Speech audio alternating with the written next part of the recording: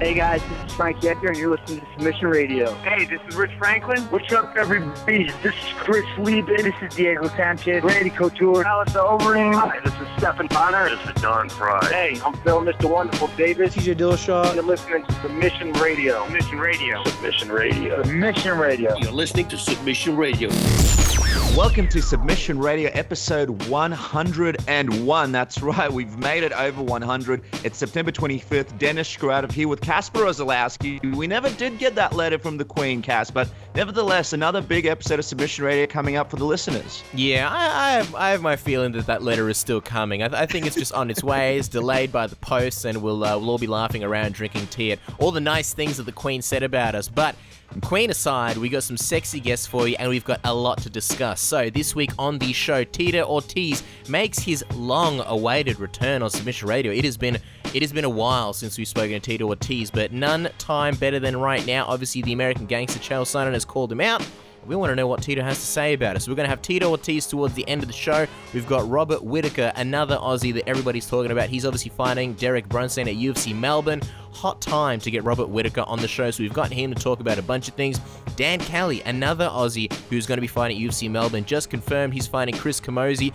Didn't get much of a chance to speak to Dan Kelly at the, media day of sorts the other day when Luke Rockhold was in town, so we figured we'd give Dan a chance to sort of talk about this matchup. And obviously, he was at the Olympics at the Rio Games, so there's a lot of things to talk about there, MMA in the Olympics and all sorts of stuff. And then the one and only Coach Wink, who we love having on the show, one of the masters behind the famous Jackson Winklejohn gym, training a bunch of fighters. There's a lot to talk to him about. Kelby Cerrone, Alistair Overeem, John Jones, Stipe Miocic, and just a few other interesting questions that we've got. And then breaking down UFC Brasilia, or more specifically, the Cyborg fight, as most people know it as, Damon Martin of Fox Sports, a great guy. We've had a lot of awesome adventures with Damon in our travels to the big city in America. We're going to be talking about UFC Brasilia and UFC 205, this massive debacle that is, and picking the man's brains and giving our thoughts. So it's a pretty stacked show, isn't it, Dennis? Yeah, man, a Submission Radio debut. I love these debuts. I love it when we have a guest on for the first time, and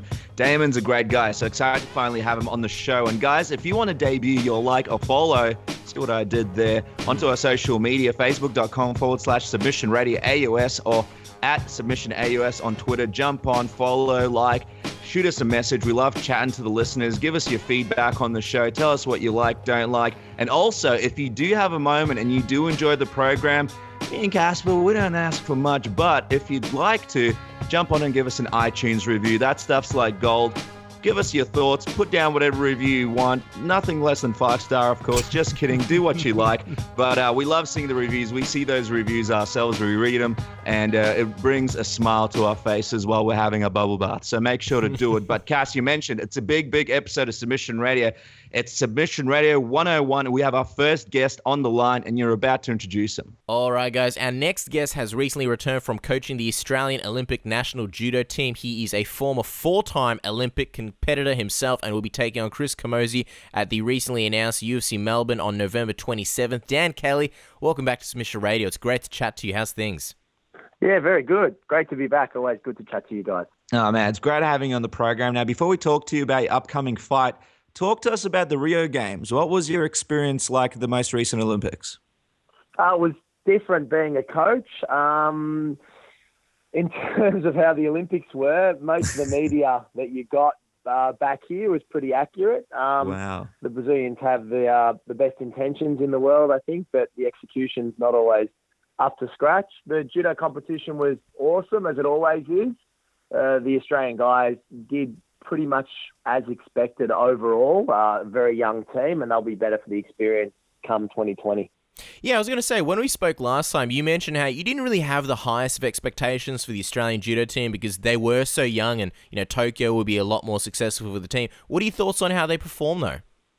At about their level, there was a couple of disappointing results, like where they could have potentially done a little bit better. It wasn't for lack of trying, and it's the Olympic Games. It's always going to be hard yakka at that level, and we didn't get the most favourable of draws in some cases. But you know what? Yeah, they'll be better for the experience, and they've got another 4 years of hard slog left now. Well, based on the experience, would you want to coach at Tokyo 2020 and potentially see them through to some potential medals, maybe? I'll definitely stay involved. How heavily involved in the short term is up in the air a little bit at the moment, because obviously I've got some fights coming up and I want to push as far as I can in the UFC. But I'm definitely staying involved, yes. Yeah, we'll definitely talk about your upcoming fight in a second, but I mean, while you're there, you're in Brazil, it's the Olympics. Any crazy stories from your time there in Rio? No, not really. It was all work. I left the day after the judo competition finished. I did get the opportunity to go out to Nurmagomedov and train a couple of times, which is awesome. What was that like? I've got a mate. Yeah, fantastic. I've got a mate, Rodolfo Marquez, who was based in Melbourne, and he's a team member at Nurmagomedov. So I went over and visited there a couple of times. It's small. It's a small place, like where they do the MMA training upstairs, but it was just awesome to go there. You see so many videos shot in the gym on the white mats there, and it was cool to go there and have a bit of a train. I'm wondering, how different is it to, I guess, the training that you receive here in Melbourne, Australia? Because I think there's this sort of notion that, look, any Aussie who trains here needs to at some point go to America. Nova União, obviously world-renowned gym. Was it really much different? There's more partners. I mean, you walk in there and there's 5 or 6 guys in the UFC, 3 or 4 in Bellator. They're fighting in one. But I'd happily go overseas for segments of my preparation. But yeah, like I've said many, many times, the bulk of what I do will be done at home. I'm much more comfortable at home, and we've managed. I've fought a variety of different opponents in the UFC now with lots of different skill sets, wrestlers, strikers, and I've shaped up okay overall against almost all of them. So yeah, no, I'm not going to change anything. Just quickly now, before we get any further, the audio seems to be cutting out just a little bit. I'll hold it really tight against my ear and close to my face. Hey, don't hurt yourself, but whatever you have to do, all right? No worries. I was going to ask you, obviously, we have to get your thoughts on this. There was an incident between the Egyptian Islam Al-Shahabi not shaking hands with the Israeli Or Sasson after their judo match. What were your thoughts on the whole situation? This is a worldwide controversy. There was a worldwide controversy. Look, they're under no obligation to shake hands with each other. Sportsmanship-wise, you do. It's a shame that religion and politics crosses over into the regime or into the sporting realm. I actually feel sorry for both athletes. There must have been huge pressure on El Shahabi as well, like external pressure, because I've met him a few times and know him, and he's a really nice guy. So it's just an ugly situation, and it's just a shame that kind of thing crosses over into sport as well. Do you think that he should have been sent home? I mean, that is kind of severe, and obviously, like you mentioned, it's not a part of the official judo rule book, and it's a bummer when sort of, religion and race sort of gets in there. Do you think that was fair to send him home, though? Yeah, probably. If because of the whole controversy around it and the big blow up, it's better just to get him out of there. Get him out of there, go home. That's it. I mean, he's a high level athlete. And Sasson's awesome as well, and he's a nice guy as well. So it's a real shame. It's a real shame that comes into it. Well, when you're there and in amongst the Olympic atmosphere and you're coaching these athletes in judo, does a part of you ever think about what it would be like for MMA to become a part of the Olympics? And would you like to see that happen one day? At an amateur level, yeah. I've got very strong opinions on what should be in the Olympics. Amateur sports should be in the Olympics, not professional sport. So I don't think from a professional standpoint it really matters. As an amateur thing, potentially, yes, but as a professional sport, no, I don't think it should be. Well, that's interesting. Let us pick your brain. Share some of those strong opinions. Why don't you think MMA at a sort of professional level should be in the Olympics, and why should it only be amateur? Well, I look at basketball, I look at golf, I look at tennis, and it's not the pinnacle of any of those sports. The amateur sport, the Olympic Games and a gold medal Olympic Games is the pinnacle of that sport, and that's how it should be. Whereas a lot of these other sports, like a gold medal at the Olympics for a UFC champion, it's not the pinnacle. The UFC title's the pinnacle. So that's the difference for me. And I push it a little bit further, and I don't necessarily think team sports should be in the Olympics either. I mean, relays and things like that, yes, but team sports as well, it's a stretch. And we had baseball for a while as well. So it's just, I think it dilutes the value of the Olympic Games a little bit. Well, Dan, Conor McGregor predicts a lot of things, but I think we might want to start calling you Mr. Dan because you essentially predicted that after the Olympics, you'd get a fight in November in Melbourne. How do you feel that it's actually, now that it's actually come together and you'll be fighting in your hometown? Really excited. I was at Rod Laver with you guys earlier this week. That stadium's going to be packed, and it's an awesome venue for the UFC. The seating's very, very steep and tiered. It's going to be hopefully the roof's going to lift off. So yeah, I can't wait. It's really exciting. Added to which, with my opponent, it's his birthday. Apparently, it's actually my son's birthday on the day that I fight as well. So it's a little bit exciting and meaningful for me as well. And you say it's Chris Camosi's birthday on the day of the fight as well?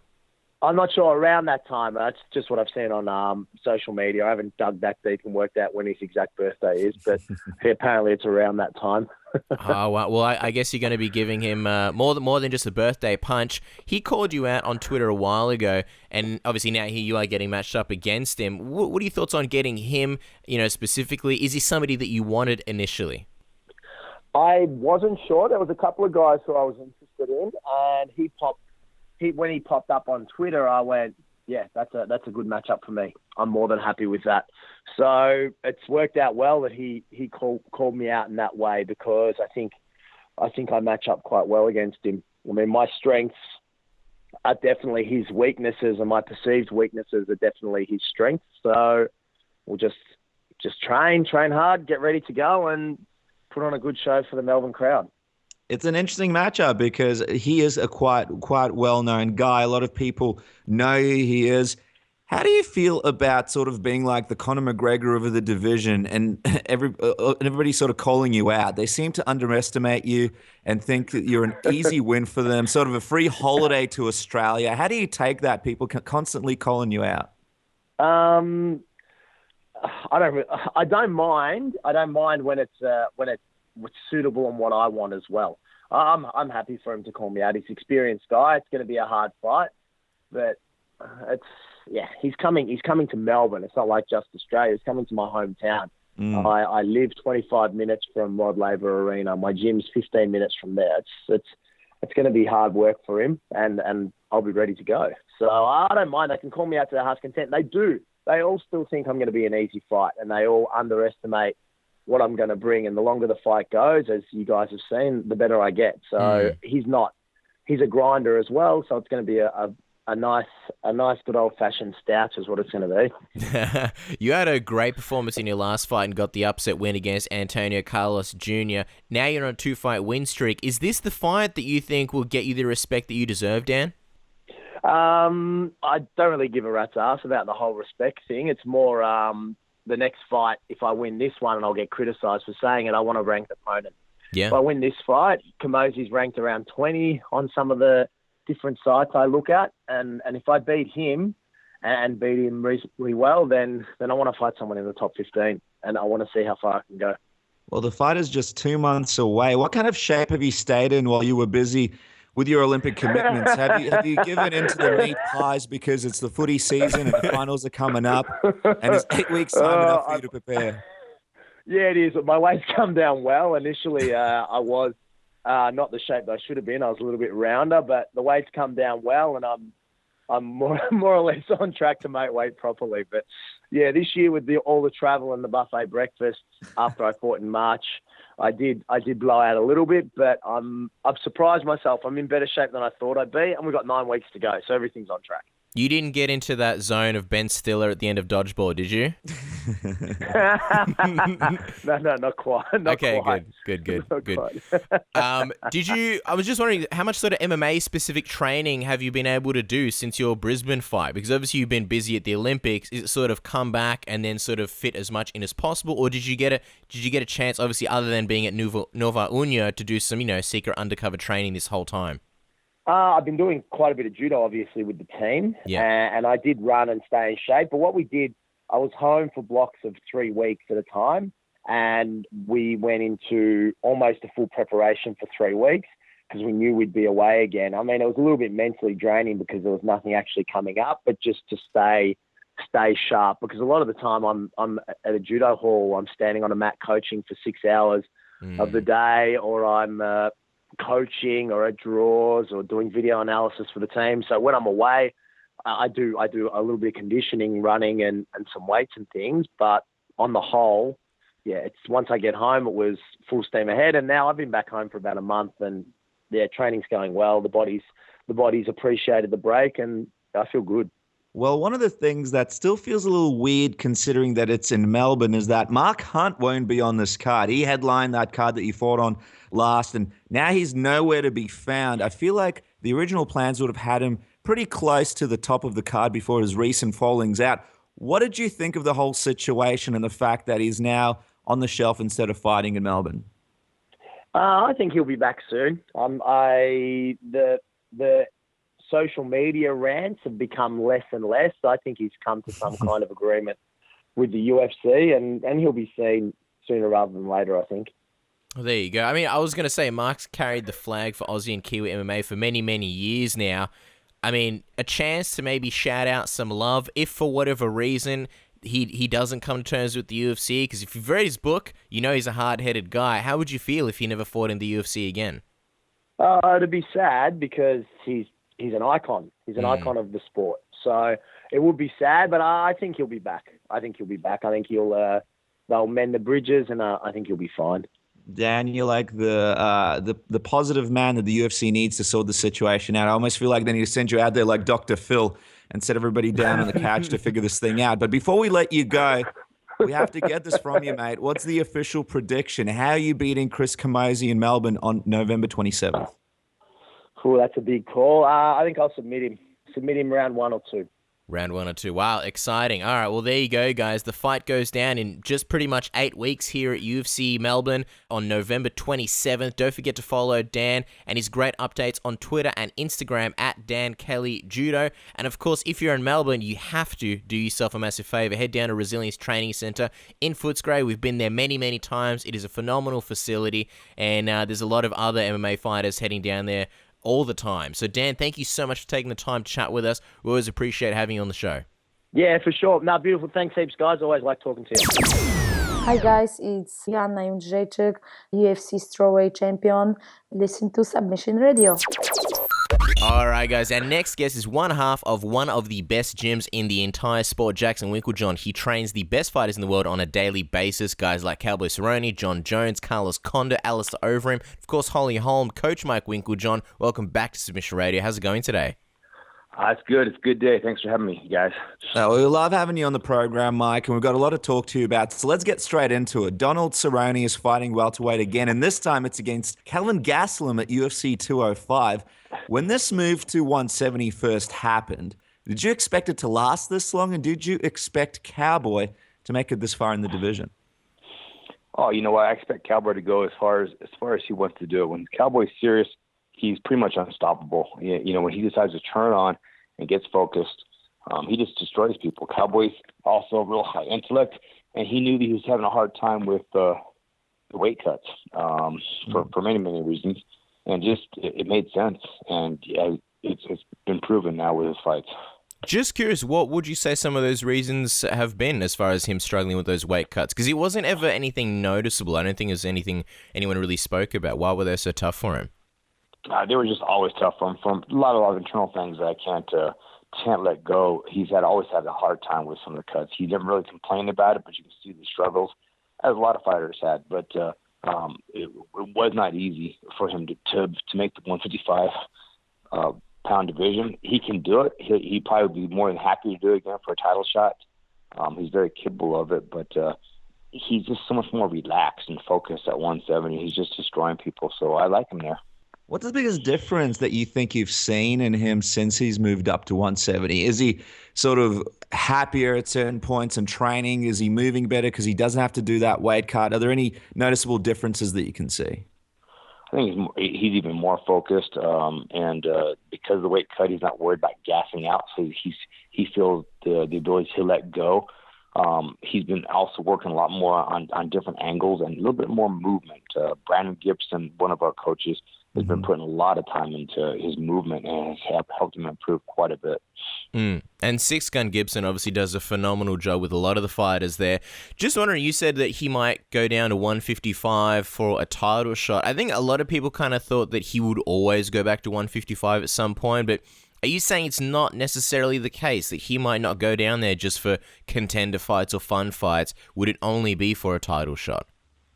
Well, here's the deal. Cowboy will fight at any time, but it's hard to be walking around bigger and then take those fights. As Cowboy says, I know a guy, it's hard to take a fight at 55 when the last-minute type of fight, and Cowboy's that kind of guy. He accepts fights at the last minute. So I would assume the 170-pound fights are just easy for him that way.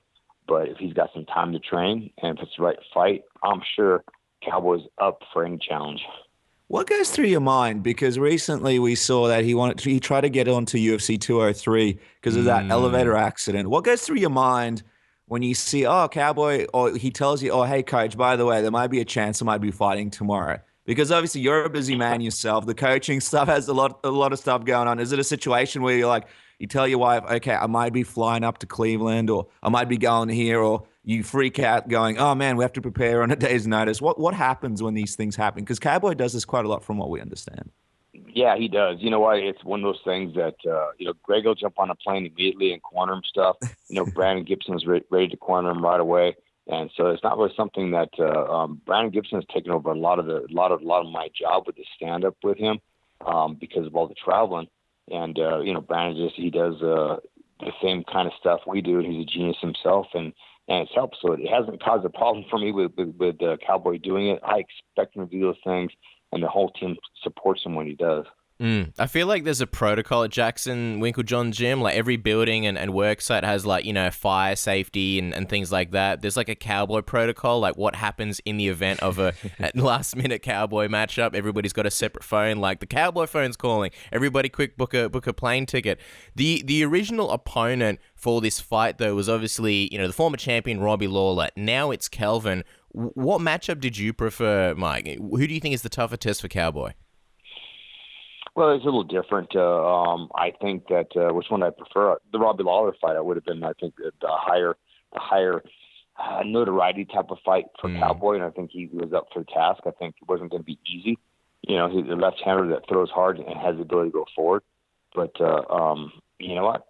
Cowboy's just there. He's just able to fight everybody. His wrestling's on point. He can tap anybody out on the ground. He's just good everywhere, and everybody is always amazed at his striking. So the huge fight, UFC 205, Kevin Gastelum. If he beats Kevin Gastelum, no real prediction of where he's going next. No feeling whether he's going lightweight or staying in welterweight. If you had to choose, do you think he sticks around at welterweight if he does beat Kelvin? If I had to choose, I think so. Unless they offer him the right type of money fight to go back to 155. While we're talking, obviously, about 170 in the welterweight division, we want to go back to UFC on Fox 21, where Carlos Condit returned to competition after a 7-month layoff against Damian Maia. A lot of people have wondered about this. How would you compare Carlos's headspace going into that fight compared to when he fought Robbie for the title? Because some people felt that by feeling like he was so close to retirement, in some ways, he may have mentally checked out. Did he have the same focus leading into that fight? I thought he did. I think Carlos Condit, if he's focused, can beat anybody in the world. So there's no doubt there was a little lack of focus. Exactly what it was, I'm not sure. But that wasn't the Carlos Condit that we all know. It just he had one of those nights where he turned, and normally Carlos is such a tough individual that he tries not to give his back to anybody.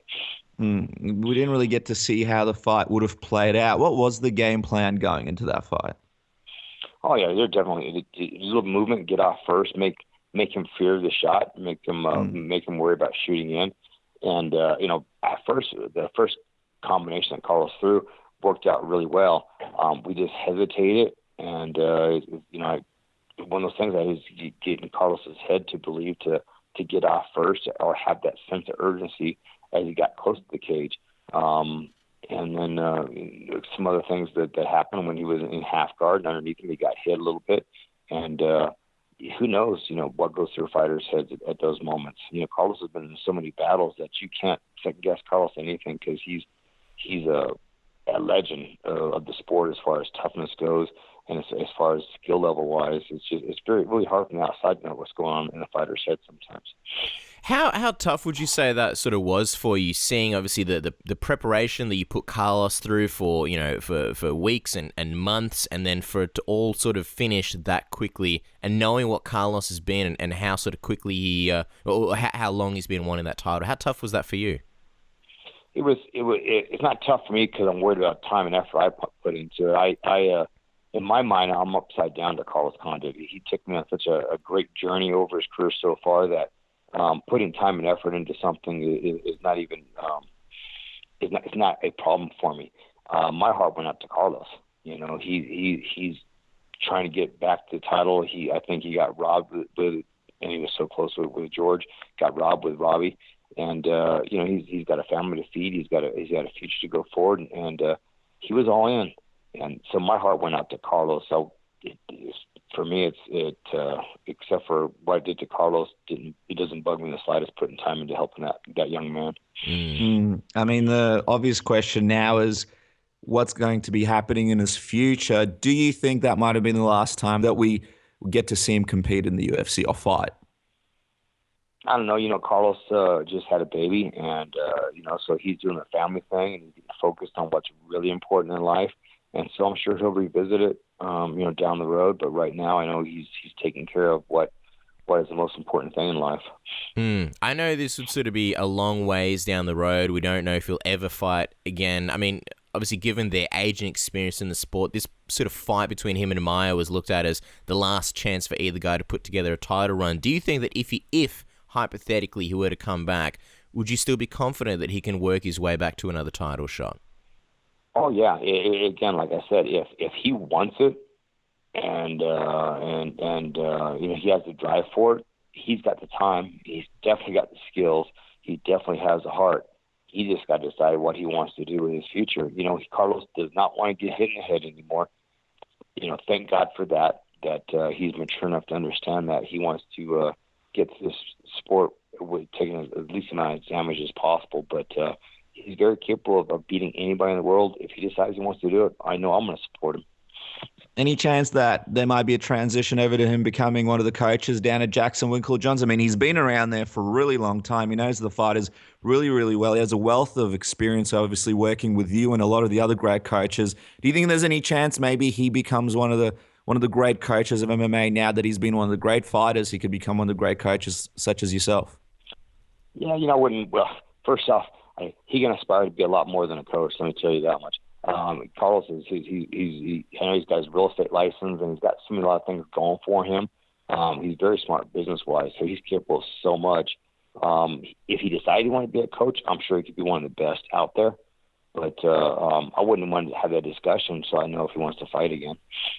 All right, let's move on to some more recent events. Alistair Overeem, he got his dream and fought for the UFC heavyweight title against Stipe Miocic at UFC 203. One thing we noticed about Alistair was how just unequivocally confident he looked heading into the bout.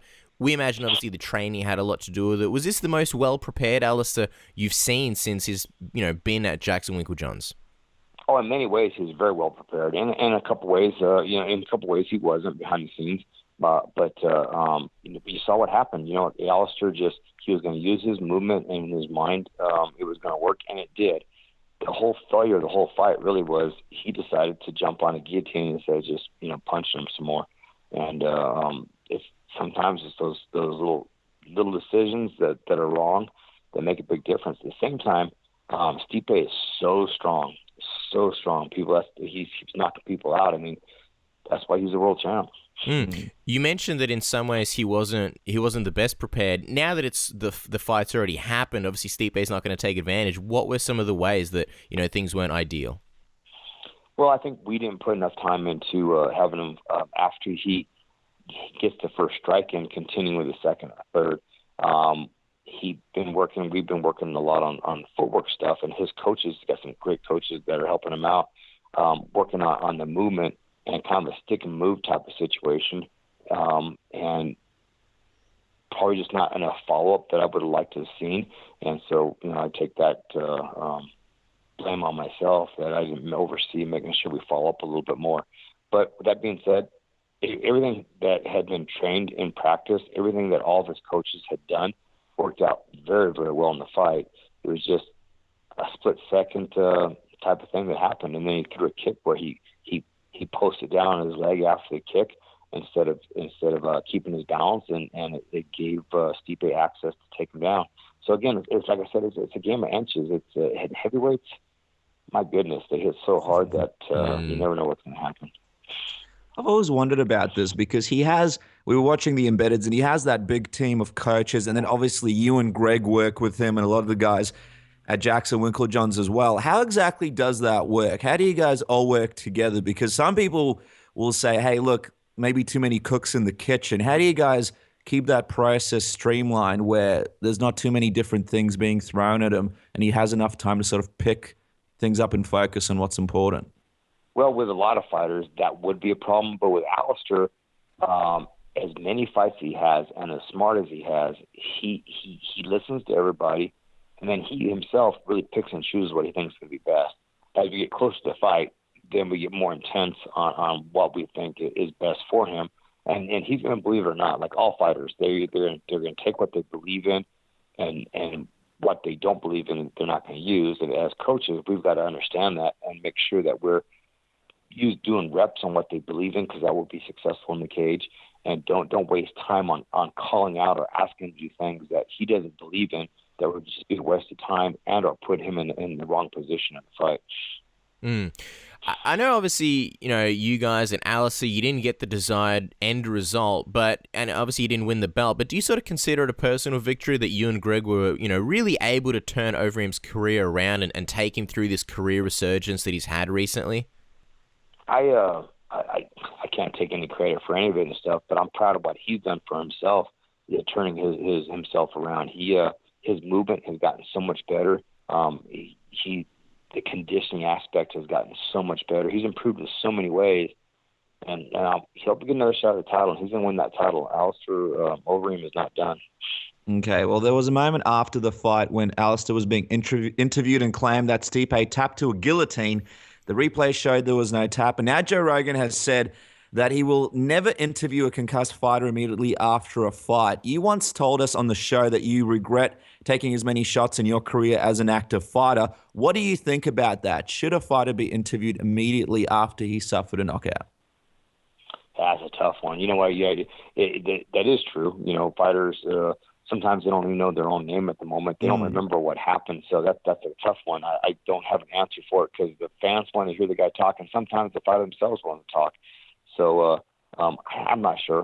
There's advantages and disadvantages to it. People want to hear what he has to say or she has to say.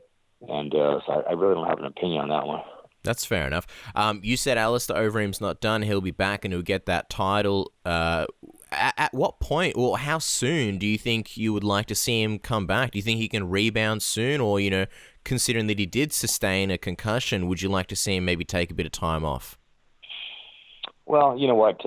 He didn't have any memory lapses, and it was, in my mind, it's more of a mild concussion, so it's more for safety. Taking some time out. He's had a long career. He's been hit a lot. There's no doubt, but he hasn't been, as of late, the kind of fighter that takes a lot of damage at all in the gym. In fact, I'm not sure if he got hit many times at all getting ready for this fight. So I think his brain's going to be fine, and hope to God it is. And he could be back soon. I think Alistair, if he really wanted to, if he doesn't need time off, if he doesn't want to spend time with family, he could be back by the end of the year, early next year. Well, that's exciting. I mean, you mentioned the memory lapse and obviously that he doesn't have any. Is that something that you guys normally check for after a fight? Let's say one of your fighters does lose and get knocked out. Do you check if there's any memory lapse? And was there any situations or moments that you can recall when a fighter has had that? Oh, yeah. You know what? Fighters will they'll get knocked out. And then after the fight, you'll go to the locker room and they'll say, so what happened, coach? And you tell them what happened. And then it's quite comical. It sounds sick to say that. I don't mean it that way. But you know it's going to happen because all the coaches look at each other because in about 5 minutes, the fighter will say, so what happened? Wow. And it takes a while to get back. And that's when we know that there was a lot of damage that was taken, that's when we get concerned, making sure people take a lot of time off and just give him the brain time to rehab itself. Well, the good news is that there might be a shot at redemption against Stipe. John Jones has expressed an interest in potentially fighting Stipe at heavyweight. What are your thoughts on this potential matchup? Is this a fight that you'd like to see? I think I'm just a big believer in what John Jones can do. I told everybody a long time ago, nobody beats John Jones but himself. That's just it. Nobody studies as hard as John Jones looking at tape. He knows what his fighter's going to do before he does it. And John can beat anybody out there. I think he's going to just continue to dominate the light heavyweight division if he wants, but he wants to step up for Stipe. We just can't get hit by those big punches. And other than that, I think John could dominate that fight. But like everything, heavyweights, one punch makes a difference. So I would think that I would like to see John just dominate the light heavyweight division first, and then try to move up to heavyweight down the road. John said that this would be the challenge of a lifetime if he faced Stipe. I mean, the thing is, he's already faced and beaten some extremely elite competition in his career, including Daniel Cormier, who had a very good run at heavyweight. If this fight were to happen at some point, maybe somewhere later down the line, how would you sort of compare Stipe to John's past opponents? Do you think this would be John's toughest fight to date? Well, the scariest fight to date, because it's one punch power. It's a strength of someone that can be on top of you. Stipe is very, very strong, and because of that, the one punch power, it's scary. It makes people second guess what they're doing. So for that reason, it's kind of the scariest fight in that way. But it's kind of like fighting Johnson or anybody else like that. If you can avoid the big punches, then John Jones can dominate. It's an interesting chess match that you've got here. A lot of people thinking about how Jones would be able to beat Stipe. You mentioned dodging the big punches, but do you think there's any other aspects in the game that John could utilize to beat Stipe, apart from getting out of the way of those big punches? Oh yeah, from long range, John Jones can. He makes people second guess stepping in, but because he's throwing kicks with their legs. You're not sure when you get in there if you really want to come in, because the elbows are going to hit you. And then you're always constantly worried about his own takedowns. And John has some very unorthodox, unpredictable type of ways to throw people. Some very good overhooks into throws, things that they're not used to seeing as much. And once John's on top of somebody, it's basically a bloody mess. Yeah, we've seen it time and time again. I mean, while nothing's confirmed, things may be looking positive, and a lot of people are expecting John Jones to be back sooner rather than later. Have you heard anything recently regarding the future of John Jones's career and how soon we may potentially see him back? No, I thought it was coming sooner, but all of a sudden it's kind of gotten dead. No one's giving us any answers, and I know John was in the gym this morning training, looking pretty good.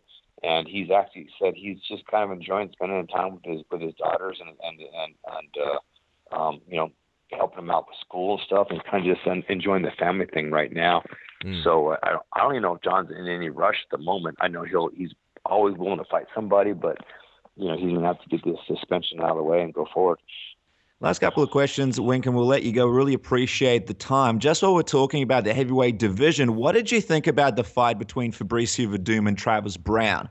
You were in Brown's corner for the original fight. What did you make of this one? I think Travis Browne forgot about all the footwork he used to have, honestly. I think first off, they're big guys that can hurt people, very, very easily. I think Travis Browne, he got away with calling timeout, and people can say bad things about him, but he got away with it. That's not on him. That's on the ref. So, and everybody stopped. Verdum could have jumped on him himself. So it's kind of like that when you're in a fight. You win the fight however you can. So if you try to get the guys in the guy's head as a Nick or Nate Diaz do, that's fair because it's a fight. The guy's trying to give you brain damage. So posturing and acting in different ways, I don't see it as a bad thing. It's all about winning the fight. It's interesting how you mentioned Travis Browne's footwork, because Brian Stan, obviously another Jackson Winklejohn alum, tweeted after the fight, "I remember sparring with Travis Browne. His footwork was confusing and his kicks massive. Now both are gone."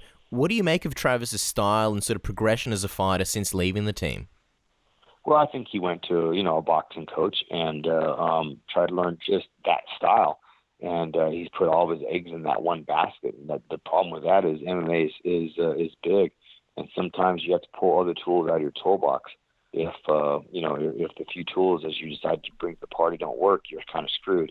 But if you have access to more tools and more variety, you can do more things. And then the unpredictableness comes along, and it makes even those first tools that much more effective. Well, Brian's not the only one who feels Travis had the most success during his time in Albuquerque. A lot of analysts have echoed the same sentiments. Does a part of you wish that Travis had stayed at Jackson Winklejohn so that you could continue to help him improve? And also, would you welcome him back if he ever decided to return? Well, I would never say never, but at the moment, I don't want him. It's just one of those things that I don't dislike him, but he left, and I have my other guys now that I'm focused on.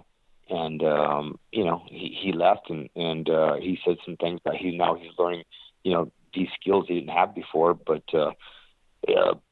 I'll never say never, because he left. Apparently, he felt we did something wrong, so we need to look at that and see if us as coaches or me as a coach did something wrong. So there's always a possibility that we can learn from our mistakes. But right now, I'm focused on our other heavyweights, and I'm not sure we have room for him at the gym. Wow. All right. Well, that's interesting. Coach, before we let you go, obviously we want to end on a positive note. Just give us a quick update on the Aussies at Jackson Winklejohn's. We always like to know how many there are. We're obviously going for that goal of about 1,000 Aussies, maybe 2,000, whatever. Either way is good. How many Aussies are there at the gym at the moment? How many are bunking there? And also, you mentioned there was a very good Aussie who had some great wrestling that he had, even though he didn't really have a wrestling background. Do you remember the young fighter's name by any chance? Daniel, and I you know what? That's kind of funny you brought it up, because I told you that last time. I said I'm gonna make sure I have it and stuff. Yeah. I don't have it. You know what? If we get back to this interview later, I can get it to you. But Daniel is doing very, very well, and I think he could be the future of the sport. So I'm gonna get his name to you soon. So first name Daniel. We just need confirmation on the surname, right? Yep, we sure do. All right. If you text us later on, we will give him a good plug on the episode later on. But, Coach, we always appreciate you taking the time to chat with us. We always appreciate insight. Guys, make sure to follow him on Twitter at MMA Coach Wink. And, of course, go to the website, jacksonwinklejohn.com. Check out the gym. The gym needs more Aussies. There needs to be a bigger Aussie flavor down there in Albuquerque. There's bunks. You can stay there. You can train there full time and really hone your skills as a fighter. And you've got the best minds and the best fighters and the best trainers here at the gym all the time. So, Coach, we always appreciate it. Thank you so much for coming back on the show. Hey, thanks for having me, guys. Hey, what's going on, guys? It's Demetrius Johnson, the UFC Flyweight Champion of the World, and you're listening to Submission Radio. All right, guys, our next guest is the number 7th ranked middleweight in the UFC at 25 years old. He is the man of the people in Australia and New Zealand with wins over Uriah Hall, Rafael Natal, and now taking on a big challenge at UFC Melbourne on November 27th as he takes on Derek Brunson. Robert Whittaker, welcome back to Submission Radio. It's good to have you back on the program, man. No, it's a pleasure to be here. Thanks for having me. It's great when you come back, and it's been a while. I mean, what a week it's been for you. Before we actually get into the excitement of UFC Melbourne, it's become almost customary for us to talk gaming. So tell us, have there been any new additions to the gaming collection since the last time we spoke? Additions, I don't know. I'm kind of a dude that plays the same games in a loop. The current phase was Fallout till last week, and now I'm playing Season 7 in D3 again. I think we spoke about that last time, like a couple of years ago. Yeah, when you won in, I believe it was Adelaide, you were playing Civ and you were playing Diablo 3. So not much has changed. You're still the same guy, still Diablo 3. Yeah, but I stopped for a big period. It just doesn't seem like that now. Well, we know you're primarily a PC gamer, but does Robert Whittaker also get down on console, or is it just PC or nothing at the moment? I definitely play console when... nothing beats a good, when you get your mates over in a good split screen and you're trying to bash each other on sports games. Like nothing beats that. You can play online all you want, but there's a certain satisfaction to like whooping your mate in FIFA and then dancing around the room in front of him. Of course, we know it all too well. You've obviously got an awesome family. For those listening at home, what is the biggest secret to maintaining a healthy gaming life while having to, keep the family and obviously the girlfriend or the wife happy? Because we're the kind of addicts where we we could sit down easily for half a day and play games, but it just doesn't really work out well for us. What's your secret? Well, there is none. She's unhappy. Yeah, I know. I cough it just as much as the next man. I think there's just got to be a balance. My wife knows that I love gaming and that's what I do to relax and unwind and whatnot. But I also know that I can't do it constantly. And if it's date night, the chances of me blowing her off isn't going to happen. Yeah, how good is it when you get an afternoon off from work? Everybody knows this listening right now, and the girlfriend or wife is out. House is all yours. And the gaming is ready and available for you to have. I mean, there's no better feeling. I know I go through that sometimes. But let's talk about what's been going on, Rob, because a lot of fun things have been going on for a few weeks now. Every MMA water cooler has been surrounded by talks of what's next for Robert Whittaker. What did you think when you heard the Anderson Silva rumors? Was it tough not to get a little bit sucked into the possibility of fighting the legend? Yeah, like a bit, like it was like a fleeting thought because, the middleweight division at the moment is completely tied up, and it's chaotic. Everyone's fighting everyone. But then I did some maths and like there's no way they're going to afford to put Anderson Silva on a fight night. I mean, obviously it didn't happen, but, just to clarify, was this fight ever on the table? Did anybody, it sounds like they didn't, but did anybody approach your management about it? And, did maybe you even try and, even though it seemed a little bit unlikely on your end, did you maybe try and push for it? I've been asking to fight everyone since the last fight. It's just, like I said, the division's really tied up and people are quite busy. So yeah, I wasn't approached by anyone. So I'm sure they have things in the works, months out. They just love keeping us in the dark and keeping us guessing. Did you sort of expect, obviously, the winner of Derek Brunson or Uriah Hall? I mean, well, let's be honest, you wouldn't be facing Uriah Hall again. You already beat the man. But did you expect that it was going to sort of come down to Derek Brunson, or were there any other names that you thought, all right, here's another likely possibility? As soon as I saw Derek Brunson beat Uriah the way he did, I knew it was going to be Derek. He's got another 10 weeks until he has to fight me. He comes off a win with almost no injuries. Another fight camp, another bonus. Plus, I'm ranked ahead of him. It's just another way for him to get a foothold higher up in the rankings. And who doesn't want to come to Australia? Yeah, it's great over here. We've got we've got some good beers, some nice beaches, a lot of things going on. Let's talk about that Brunson fight then. You obviously got a chance to watch his win over Uriah Hall. If you saw him win and realized that you might be fighting him, what did you think of the fight? A lot of people thought it was stopped a little early, but what did you think of his win over Uriah Hall? There wasn't much to it. He just loaded up on that left hand and Uriah ate it. I think if anyone, were to eat his left hand like that, I think most people would get hurt. He looks good. He looked dangerous. He looks like he's got a lot of power. He looks athletic, and I really look forward to scrapping with him. Yeah, as are we. I mean, Derek's one of those guys who he's really good, but he doesn't obviously have the name value yet of, say, a Michael Bisping or Luke Rockhold. Was there any concern on your part at all that this is another tough test with a guy that people don't really know that well? Yeah, like a lot of people, I've had this question before, and I'm not too worried really. It is what it is. I'm in the game to gain experience, to better myself as a fighter, and then the only way to do that is by fighting, by taking hard fights, whether a big name or not. I'm going to get there. I want to be the best fighter in the world, and I'm not going to be the best fighter in the world by saying no to certain fights and trying to, plan my trip all the way up. I want to get there in a sea of blood, if you would. You fought Rafael Natal and beat him. That was another tough guy that a lot of people may have not known, but you got a great, sweet victory over him. Are you sort of comfortable now in being in this position where you're fighting? You mentioned it just before, but fighting these guys where it doesn't seem like you've got as much to gain as to lose if you lose against them. Are you sort of comfortable in being in that position and taking these super tough fights before you get to these super fights, which we're sure is soon in your future? Like in my opinion, I have nothing to lose either.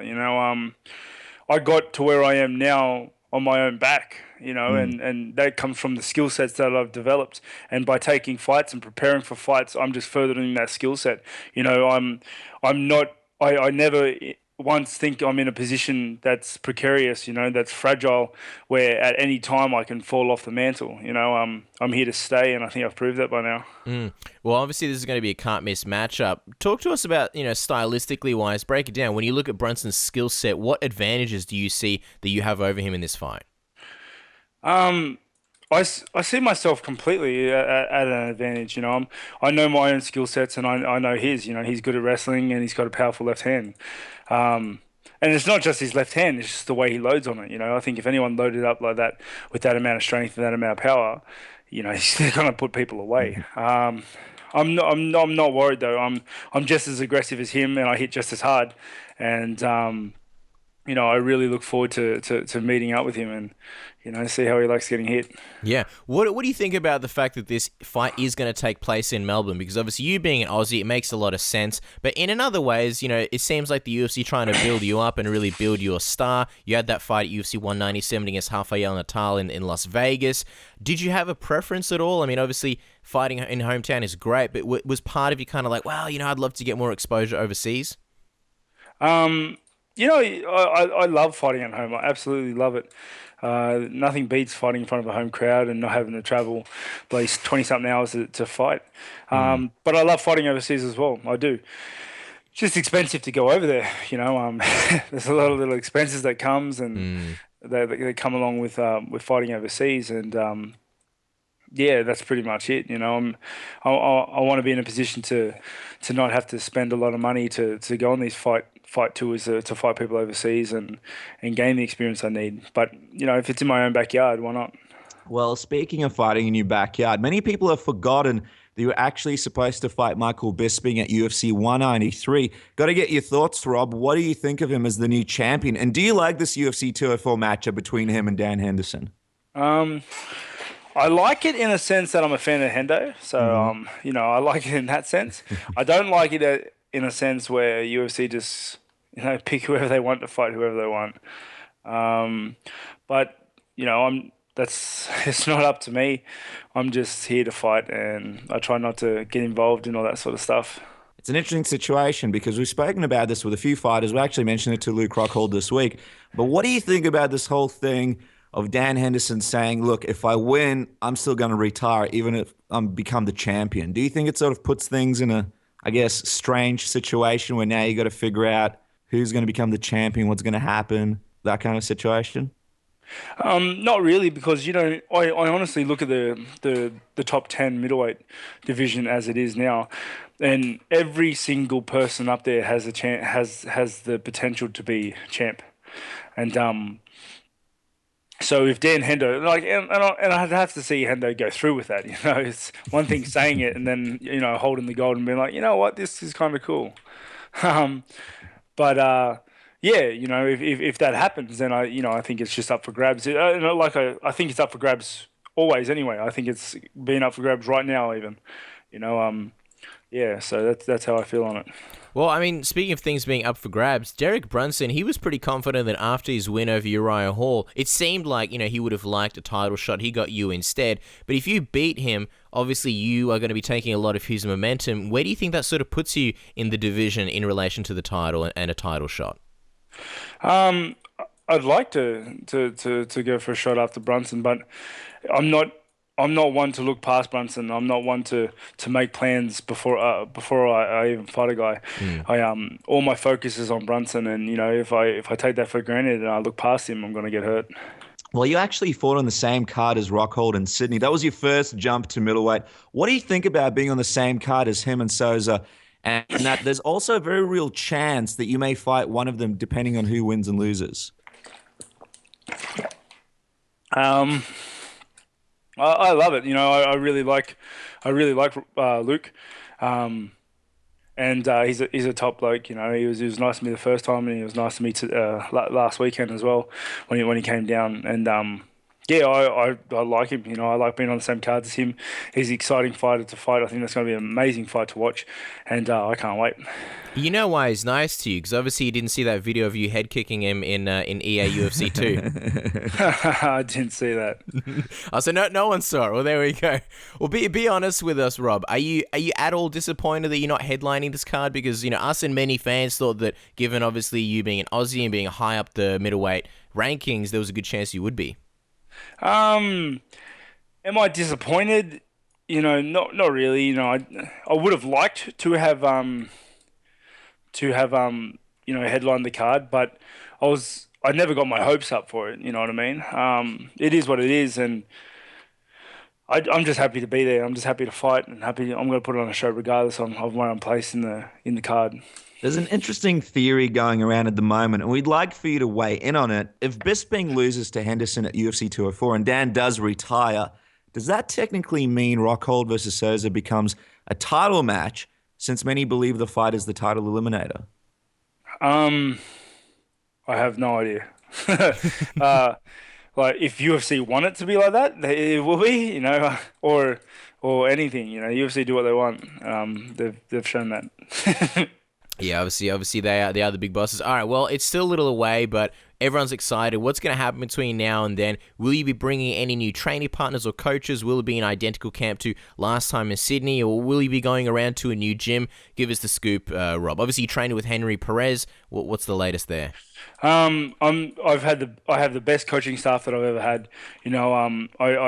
I have my same head coach, striking coach, Henry Perez, and I have my wrestling coach and high performance coach, Fabricio Whittaker. I have my grappling coach, Alex Prates, and those three are the core of my team. But I've also incorporated, I don't know, since the last time I've spoken to you, but I have a strength and conditioning coach that helped me with my movement training and my gymnastic strength in Justin Lang, and I've also picked up some boxing from Justin Fitzgerald, and also still doing a lot of sparring and kickboxing with the McKinnons at Bulldog Gym, and across the board, they're masters and experts in their field.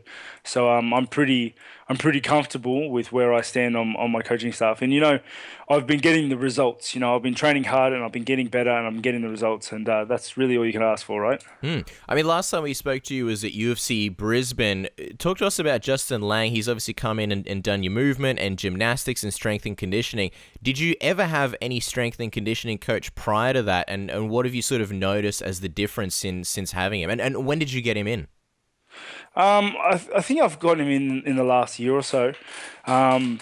And yeah, I've had strength and conditioning coaches prior to that. I did strong, like a bit of, at a strongman gym doing strength and barbell work. Mm-hmm. But I don't know. I got introduced to Justin, and then he presented his ideas to me.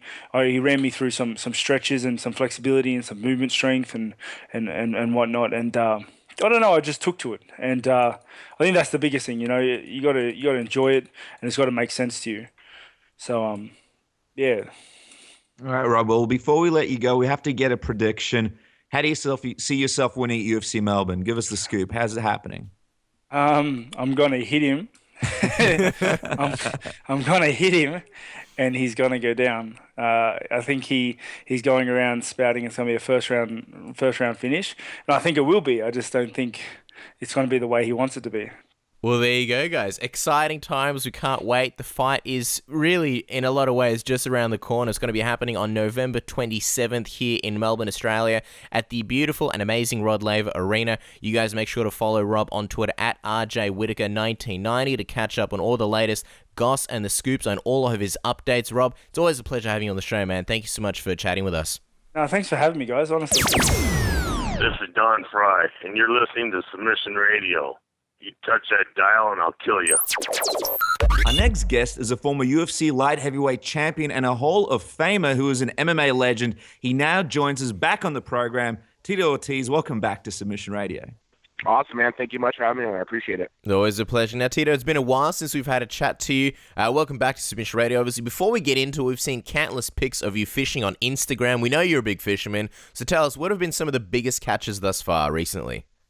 Well, just actually a couple weeks ago, I was fishing with TJ from the Hot Tuna. If you guys are fans of Wicked Tuna on Net Geo, but I got an opportunity to go out and fish with him, and I got a 450-pound bluefin tuna. Wow. Took me about 45 minutes to bring in, and it was a great fight, man. It's just one of those bucket list things that I've always wanted to do is catch those big tuna. I've been a big fan of the show itself, Wicked Tuna, and I got an opportunity to meet TJ and Jarrett, and he's another guy on the crew of the Hot Tuna, and go out and fish with those big bluefin. It was just a great experience. I learned a lot of stuff that I didn't know about East Coast fishing compared to West Coast fishing where I live. But it was a great experience. Like I said, I'm a huge fisherman, so it was fun. Yeah.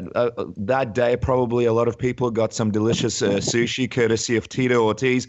Quickly for the fishermen and women listening to the show, and also us, because me and Casper can never manage to catch anything. Maybe it's because we've always had too many beers on the pier before we even cast anything out. But what's your biggest and most important fishing tip you can give everybody listening right now? It's patience. Lots of patience and lots of determination. You gotta be determined to learn from other people that are fishing in the area, what they're fishing for, what you want to fish for. But it's at the end of the day, it's about patience and not being frustrated if you don't catch something. Because there's times that I've been out, 10, 12 times and have a caught any bluefin or have a caught any yellowfin tuna. The times I fish, come back with nothing. But there's been times that I've came back with 5 or 6 fish, 8 or 9 fish that have been 30 to 40 pounds. So it's just patience, and just having fun when you do it. Like I say, any day on the water is better than any day on land, to tell you the truth. I guess that's how much of a big fisherman I am. Yeah, and just like that, we realize why we're not good fishermen. We have absolutely zero patience. But it seems like you've got a big fight on the hook in Bellator, Tito. As people obviously know, Chael Sonnen shocked a lot of fans when he jumped over to the company. Before we get into the craziness that ensued, were you surprised when you saw him jump ship over to Bellator from the UFC? I was a little surprised that UFC let him go. But did they let him go the same way they let Bonner go to give an opportunity to fight me? If so, I guess it's a bad luck charm for UFC, a bad luck charm for Chael Sonnen, because he calls me out. And yes, I'm one of the bigger names in Bellator, and he'd want to compete against me. But it seems like just a blessing in disguise. I've been wanting to get my payback to Chael Sonnen for a while now, and this is not in fighting-wise, but in collegiate wrestling. We wrestled against each other in college, and he pinned me in 30 seconds on my birthday.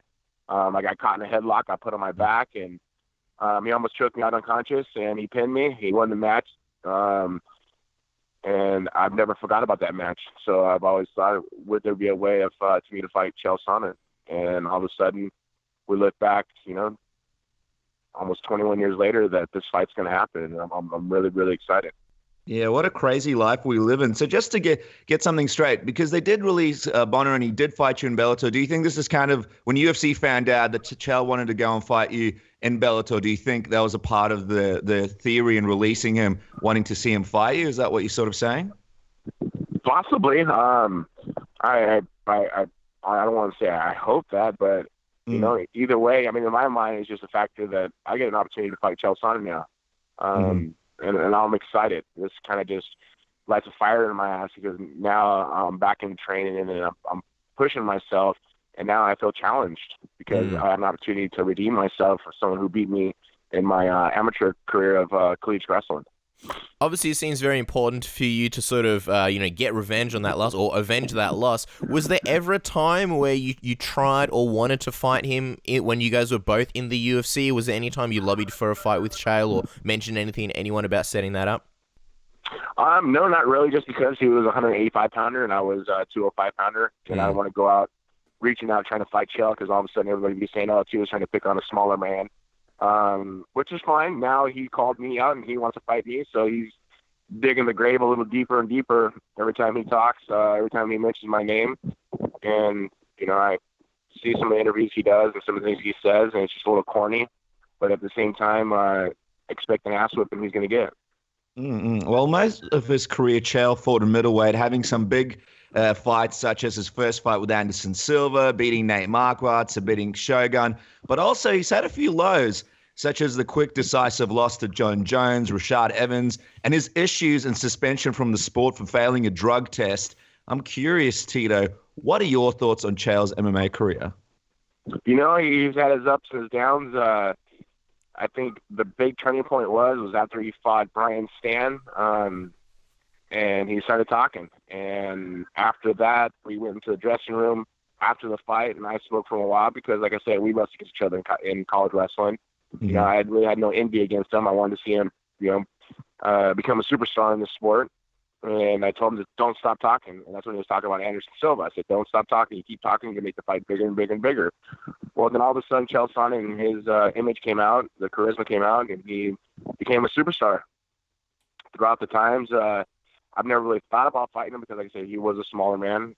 But, I was able to see his career grow. And, you got to be proud of another wrestler to do this in this sport. But now we get to lock horns and get to compete against each other and may the best man win, which will be me.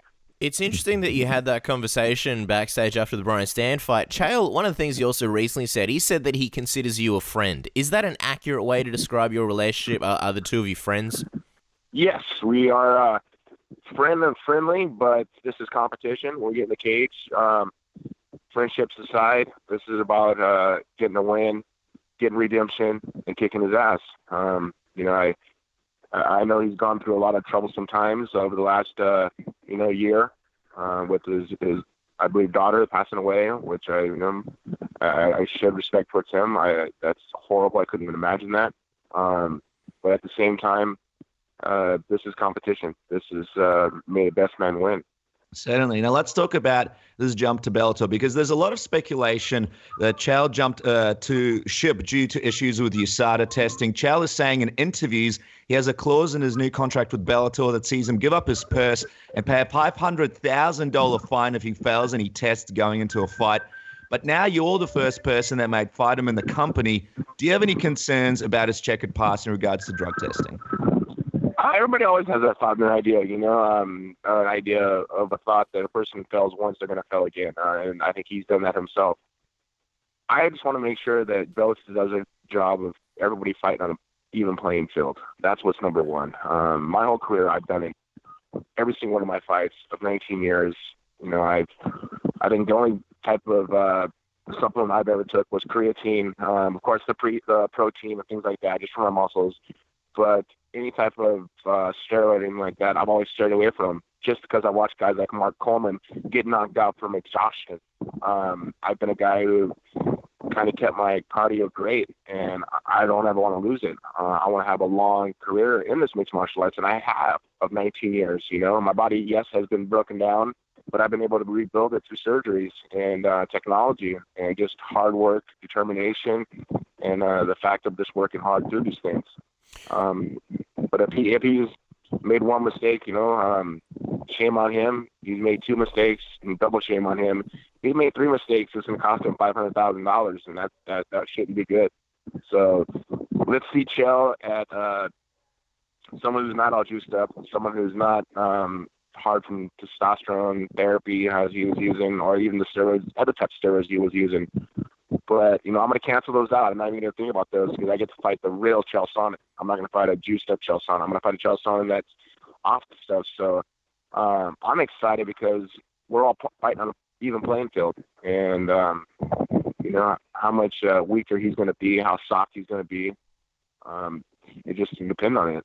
I'm a monster when I get in the cage. I don't use testosterone. I don't use any of that type of stuff to make me stronger. I've been strong since I've been a freshman in high school when I started wrestling.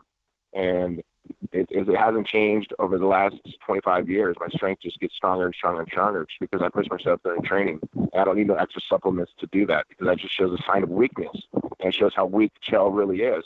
Yes, he talks well, but when he gets to the cage to fight and he doesn't have those supplements, is he going to be a weak person? And I believe he will be. Wow, this is going to be an interesting fight. Now, obviously, the challenge has been issued, Tito. Chael Sonnen is calling you out to fight on November 19th. The big question is... Whoa, hold on a second. Chael called me out on November 2nd. I'm the one who calls the shots, not him. We'll fight in January. We're not going to fight in November. I'm going to give him some time to get used to being in his weight off of steroids so he could train through that time. November 17th is not happening.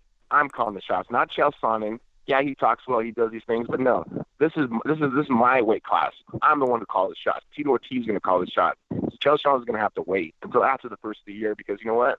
I actually got a big fishing tournament to do. I'm going to win a few million to get back in camp, train, finish up, and let's get this fight done in January. That's what I'm calling. Okay, so just to get everything straight for everybody listening right now, Tito, because this is news, no doubt about it, the date is, give us the exact sort of time period that you're going to be fighting Chael Sonnen. Since you're the man that was in the company first, what's going to be the date for this Tito Chael Sonnen blockbuster? It would be great. I wish my birthday landed on a Saturday because it would be January 23rd. And I get to redemption from the last time he pinned me on my birthday, but it'll be in January. January is my month, and that's when I want to fight because all this fights makes the best sense. The best sales points on it are let's get redemption. And redemption of this fight will be on the same month as my birthday, and that'll be in January. Well, your birthday's on the 23rd, which is a Monday. Saturday is the 21st. What about a Saturday 21st? Saturday 21st. Look, you're already helping me making out dates. Sounds great to me. Wow, there you go. There you go. We're matchmakers. This is what we do here. Matchmakers are miracle workers. And we can do better than that. Let's make it in California. That way so we know he comes in clean. The drug testing in California is by size the best in the world besides the Olympics. And let's do it in California. That would be great. Sure. Well, you guys are obviously both strong wrestlers, you and Chael. Both of you have been on the big stage against the best over and over and again. What are some of the advantages that you believe you hold over him in this fight stylistically? Well, he's a great wrestler. He may be a little better wrestler than me. I'm going to make sure I sharpen up on my wrestling. The striking wise, he really doesn't like to get punched in the face. I'm going to try to punch him in his face. He's a southpaw, which I like fighting against southpaws. I just think my heart and determination will overwhelm everything that he even has to offer me. He's a guy who comes forward, as I'm a guy to come forward. So this will be an exciting fight. No one's going to be running away from each other at all. We're going to be like two bulls in a ring going head to head. And at the end of the night, my hand will be raised. Wow, okay. We also want to ask you something about what Chael said during a Bellator press conference call. He said, I am legitimately pissed off as a fan when I sit and I read about guys who will only do this for X amount of money and everybody needs to be bribed. They need this big carrot dangled in front of their face. It comes back to the Olympic spirit. It comes back to let's get that world championship. I mean, obviously there's been some champions in the UFC refusing to fight the number one contender for bigger money fights. Conor McGregor just this week tweeted out, beg me, in relation to what we could only guess was Eddie Alvarez calling him at UFC 205. Do you think Chael has a point? And what are your thoughts on the direction the sport is taking where super fights seem to trump titles? Well, the super fights are the ones that people are invest their time into. They want to find a story of history between the two fighters. So how the fighters don't like each other, how they can sell the fight, and how they can build it. I think that's what fans want to see. Yes, the championship does matter, and that is sometimes the best guys in the world. I looked at it, that's why I fought Liam McGarry. I want a chance at the world title again. But they thought, Bellator wanted me to fight someone with a bigger name. Well, to me, it's a challenge. Every one of these competitions is a challenge. But at the end of the day, it's ratings. At the end of the day, it's for the fans. And at the end of the day, it's what makes sense for the company. And all the way around with this fight between me and Chael, it makes sense. And it makes great sense. I feel almost like history is repeating itself in some ways, Tito, and you're a man who'd know a lot about this. You're obviously in the same position as McGregor at your highest peak in the UFC. There's been instances of him refusing to do interviews, being late to press conferences, and just not being on the same page as the UFC. At times, they've pulled him off cards. Do you see a falling out between him and the company in the near future like you had back in the day, or do you think because he's such a big commodity that, Dana having experience from previous similar situations, the UFC will avoid that? Well, here's the difference between me and McGregor. I did every press junket, every press thing. I traveled the country for UFC. I never said no. My biggest thing was the payment amount of the money that I was getting paid per fight. When you're making $200,000 a fight, that's pennies. Now, when Conor's making $5 million a fight to $10 million a fight, he should be jumping through hoops for these guys. The money he's making is just phenomenal. And I'm proud of the kid. I think it's awesome for doing that. But you got to put in the work. This truly is not just about the fight in general. It's about building the fight. It's about going out and doing the promotion for the company and not saying no to things. And that's something that I always did. I always got talked upon UFC because I was the person trying to get more money for the fighters. Now, Conor is at that point where he's getting more money for the fighters, and he understands that he's getting more money for himself. He's one of the highest paid MMA fighters in the world today. And that's because, he talks great, but he has to do the work behind those scales. I mean, that's what really matters. You don't want to be a flash in the pan. Let's look 10 years from now or 15 years from now, and what's Conor doing 15 years from now? Is he still making money, or is he retired and walked away, a billionaire? That would be awesome to see. But at the end of the day, this is truly about the company. If you're going to help support the sport of mixed martial arts, you got to be behind the company and help promote your name, help promote the company, and do these things because you're getting paid so much money. And with Bellator, he's doing that. And the same thing with me, with UFC, he's doing that. And with Bellator, I'm doing that. I go out and I still do all the promotion they ask me to do, and I don't get paid a penny for it. Even when I'm promoting other fighters, I'm still not getting paid for it. And I'm not complaining about it, but I'm just saying I always do the hard work that's needed, and that's what's number one. You got to be a company man no matter what. All right, Tito, that's an interesting point you bring up there. Now, last couple of questions, and we'll let you go. We really appreciate the time. So, if you and Chael do fight at the start of next year... No, we're fighting. There's no F. There's no F. Me and Chael are fighting for sure. Okay, when you and Chael fight at the start of next year, is that going to be the last fight for Tito Ortiz? Are you guaranteeing that's the last time we see you in the cage, or with a victory, and also this being a huge fight, do you see yourself sticking around for a bit longer in Bellator? I think just time will tell. Right now, it's just concentration to get my body in shape and getting ready for Chael Sonnen. He's a great athlete and a competitor, and someone that I want to get redemption against. So right now, all I do is train, eat, and sleep Chael Sonnen, man. I'm really just focused on getting a win. After that, we'll kind of recalculate my future, but as of right now, I'm just taking it fight by fight. All right, so just like Jim Carrey in Dumb and Dumber, so you're saying there's a chance. Maybe you'll see more and more Tito, which is great so you're news. saying there's a chance, right? All right, before we let you go, Tito, we got to get the prediction. I know it's a while away. Actually, it's not that long ago. When you and Chael do meet in Bellator, how are you beating him? What's the prediction? How am I beating Chael? Gosh, do I catch him in a submission? Do I catch him with a punch? I really don't know. I truthfully, I just see my hand being raised over him. That's it. And it'd be an exciting fight. Yeah, I just hope he wants to fight and not just wrestle. I'm not going to be here just to wrestle. I'm going to try to hurt him. And that's my job. I'm trying to make it entertaining and get my hand raised. Exciting fight and exciting times for fans and fans of Bellator and fans all over the world. Guys, make sure to follow Tito on Twitter at Tito Ortiz and on Instagram, Tito Ortiz 1999. Tito, we can't wait to see what happens in this fight. Thank you so much for joining us here on Submission Radio. Awesome, guys. I appreciate your support. Thank you very much. And everybody out in Australia, cheers. Thank you very much for your support. What's up, guys? This is Uriah Faber, the California Kid, and you're listening to Submission Radio. Alrighty, guys. This is a big, big moment for Submission Radio. We love it when we have a new person on to debut on the program. And today, we have a good friend joining us, a good buffet buddy. You guys might have seen him for some of the buffet breakdowns we've done when we go overseas to cover some of these events. He's a very, very good man, and we're very excited to have him join us on the program. He is the senior UFC writer for Fox Sports and UFC.com, owner and editor of NerdCoreMovement.com, and also host of the great MMA Debate. You guys might know that show. It also features Matt Brown, another great program that you guys need to check out. Damon Martin, welcome for the first time to Submission Radio. It's good to have you, buddy. Oh, thank you so much for having me, guys. After all those adventures in Vegas, I was wondering when I was going to come on the show. No, it's great to have you. I feel like we should have gotten you on before, but now you're here, so let's make up for lost time. And, man, there is a lot to talk about. We'll kick it off by talking about this UFC Fight Night Brazil card that just finished up. A few things to talk about. The first thing I want to bring up with you guys is the Roy Nelson Bigfoot Silva fight.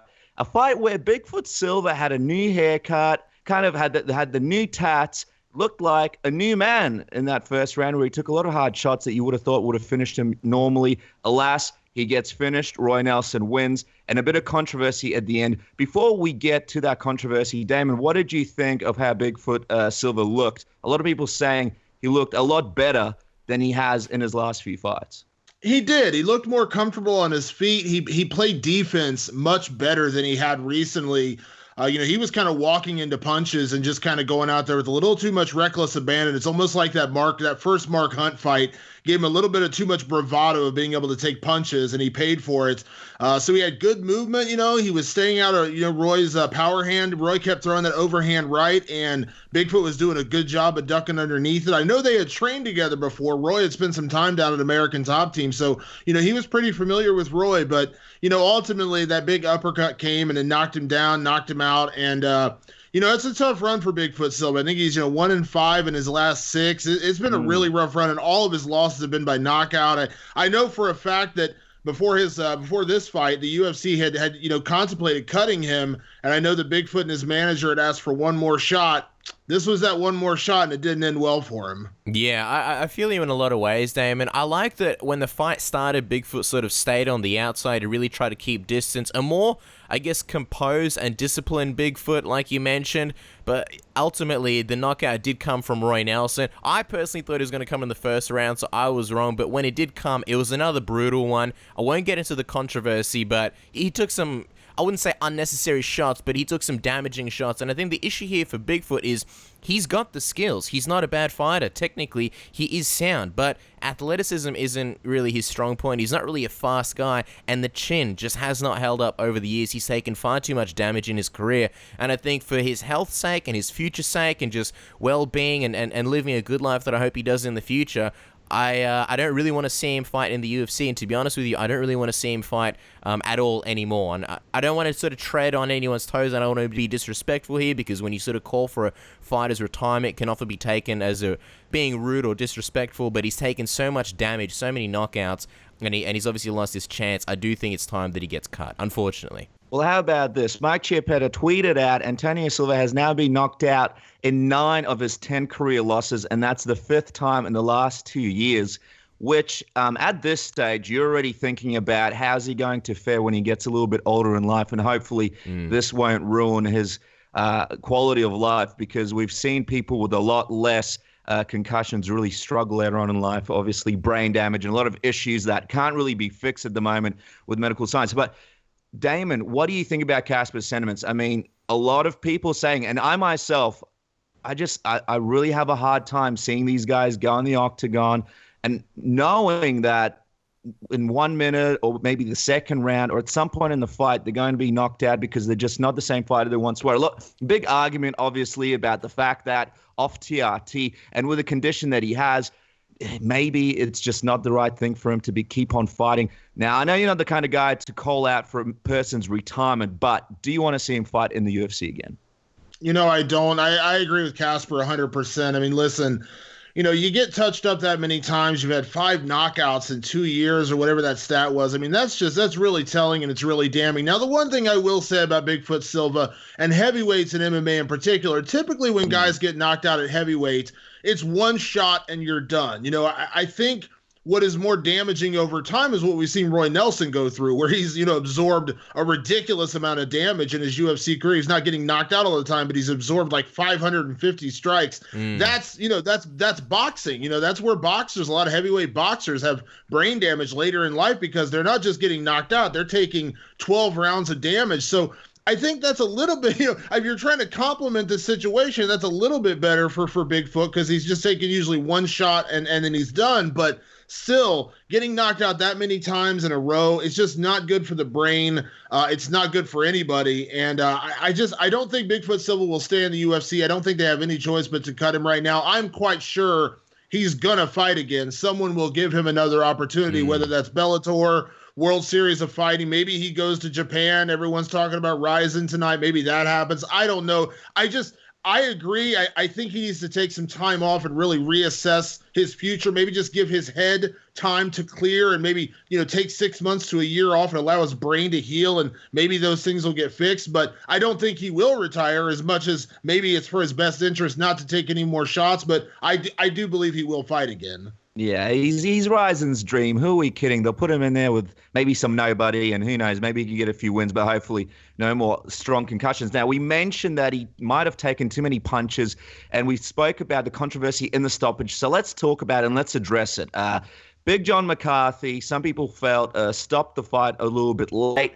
Roy Nelson wasn't happy about this and gave him a butt push kick. I don't want to say kick because it wasn't very crazy. It wasn't too aggressive, but he did put his foot on Big John McCarthy. So before we talk about what Roy did to Big John, Damon, did Big John McCarthy stop this fight a little bit too late?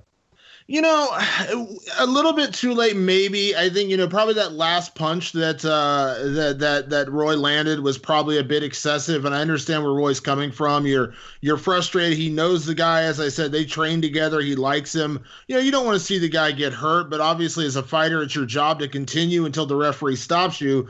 But, listen, I think there was probably at least a shot landed too much. I think also we're all thinking in terms of Bigfoot Silva. We're thinking in terms of this guy has been knocked out so many times in a row, or, whatever it is, like 4 out of his last 5 fights have ended with a knockout, and you just don't want to see this guy take any more damage. The problem is that in that initial moment, if you look, Bigfoot Silva's eyes were still open. He wasn't out in that moment. Now, obviously, a couple more punches he was. So, yes, I do think John was a little slow to pull the trigger to stop this fight, but I don't think it was egregious. I don't think it was Pete Sell versus Matt Brown, where the guy's literally just beating him into the ground, and Eve Levine is kind of standing there just like, what do you want me to do? It wasn't that bad, but yeah, it was a little late. But that kick, or that push kick, whatever you want to call it, you can't do that. I mean, I don't care how much you care about the guy. I don't care, how angry you are about that situation. You never, ever, ever put your hands on the referee, and I have an itchy feeling that may cost him in the end, although I think Guilherme Cruz from MMA Fighting tweeted out that, the Brazilian Commission would do something about it if John McCarthy, filed a complaint. Knowing John McCarthy a little bit over the years, something tells me he's not going to file a complaint. He's just not that kind of guy. But, yeah, if I'm Roy Nelson or if I'm the UFC, I'm giving him a very long talking to afterwards, because you absolutely, no matter what, you just can't do it. Yeah, I mean, you mentioned Matt Brown and Pete Sell, and let's not forget the Shane Carwin and Frank Mir massacre of '86.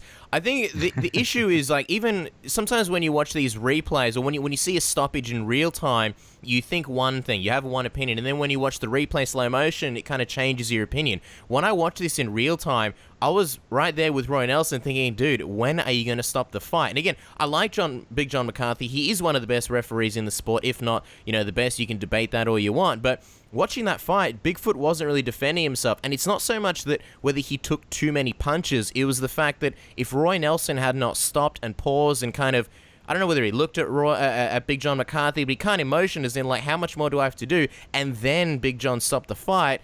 If that didn't happen, he would have maybe landed, 1, 2, or however many more shots. So I do think it was a late stoppage. I understand where Roy Nelson's coming from. At the same time, I always wonder, because we're obviously not in the cage, I wonder what Big John McCarthy is seeing. Because sometimes referees, they have a very different opinion. We've had Kirik Janess on the show who does a lot of refereeing, and he says sometimes in the cage, things look very different than on TV. So I'm curious what it was that Big John saw that made him sort of think, no, I'm not going to stop the fight just yet. But as far as, Roy Nelson putting his foot on Big John McCarthy, I don't think it's as bad as, say, a Jason High incident, and I think a lot of people are sort of comparing the two at the moment. I definitely hope that nothing happens to Roy Nelson. I understand if he gets a stern talking to, but it wasn't a case of Roy Nelson was mad and crazy angry and just out of sheer emotion. He did something with intention of putting harm on Big John. I think it was more, I don't want to say playful, but it was more like, hey man, like, what's going on here? He wasn't trying to hurt Big John. So I hope nothing happens, and I hope that he doesn't get any kind of fine.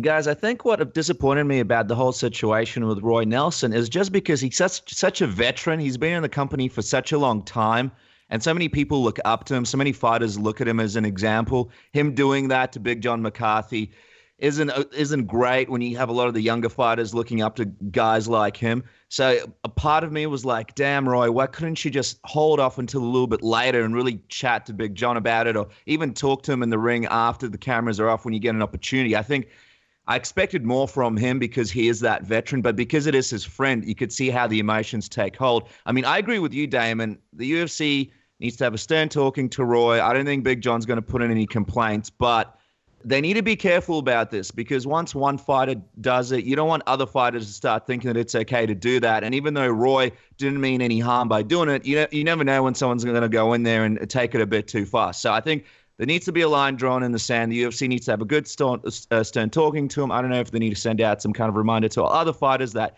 you cannot, under any situation, touch the referees. And if you do, there's going to be severe consequences as of now, but It needs to be pushed. The fact that you can't touch the referee, I think it's important. Even if you get someone doing a terrible, terrible job in a referee's position, there can never be a situation where a fighter thinks it's okay to touch him. I think the problem is some people might just take it too far. So we'll see what happens with that. But let's just quickly jump over to the co-main event of the evening.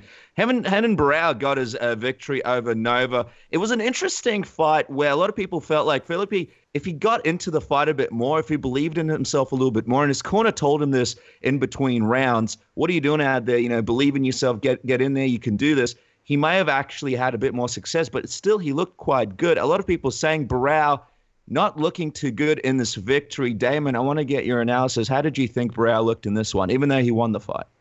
Barão looked better than he did against Jeremy Stephens. He was a little more aggressive. Obviously, he picked up the pace a little bit. He was landing more punches. But, I tweeted it out during the event. I just think what we're seeing out of Renan Barão, one, I think we're seeing him at featherweight, which we can see he is undersized. I mean, Felipe Nova isn't the biggest featherweight in the world, and Felipe Nova was definitely a bigger featherweight tonight.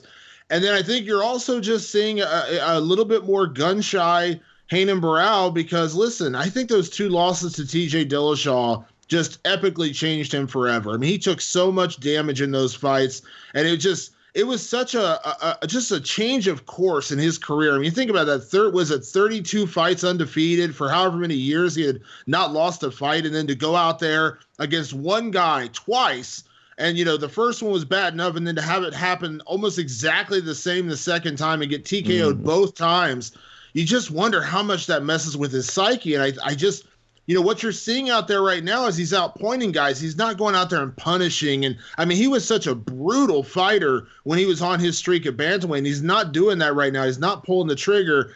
And I think also at 145, he's just not as strong, and that's understandable. He's just not as big or as powerful at 145.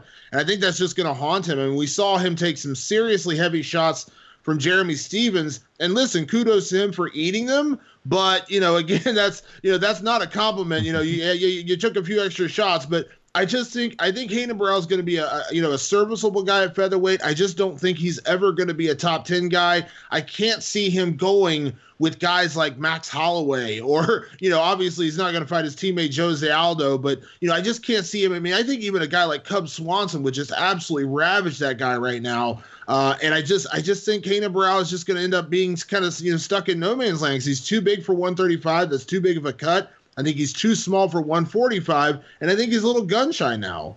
Yeah, it's really going to be interesting to see what happens next. Now that he's got this victory under his belt, will that help him mentally in his next fight? I guess we'll have to wait and see. But I want to jump to the main event because this is what I'm really excited to talk to you guys about. And to me, this gets broken down into 2 parts. What happened in the fight and what's going to happen next with Cris Cyborg. But first, this weight cut and how she got down to this fight. Now, when I saw she'd be cutting weight to fight Lena Lansberg, I questioned why does she have to put herself through this? And I kept questioning this as I was watching the lead up to this event when she was, going through hell trying to make weight to fight somebody who is making her debut in the UFC and is relatively unknown in a weight class that doesn't have a championship belt and not really makes any sense to fans as to why she's putting herself through this. So, Damon, I want to go to you first. When you saw that Cris Cyborg was fighting Lena Lansberg, but at this weight class where you knew she'd be going through hell trying to make weight, did it make sense to you? No, it never made sense to me the first time either. I just don't get it. 140 is a made-up weight class, and let's be honest, Cyborg is never making 135. Never going to happen. It's not. Get it out of your head. It is not going to happen. So why we're torturing her to get down to a 140 makes no sense. The analogy I keep bringing up is imagine asking Dominic Cruz to fight at 130 or Conor McGregor at 140. Could you imagine that? I mean, imagine the gall of asking a guy like Conor McGregor, who is already cutting a tremendous amount of weight to get to 145, to say, you know what? Can you cut 5 more pounds? No big deal, right? Just 5 more pounds.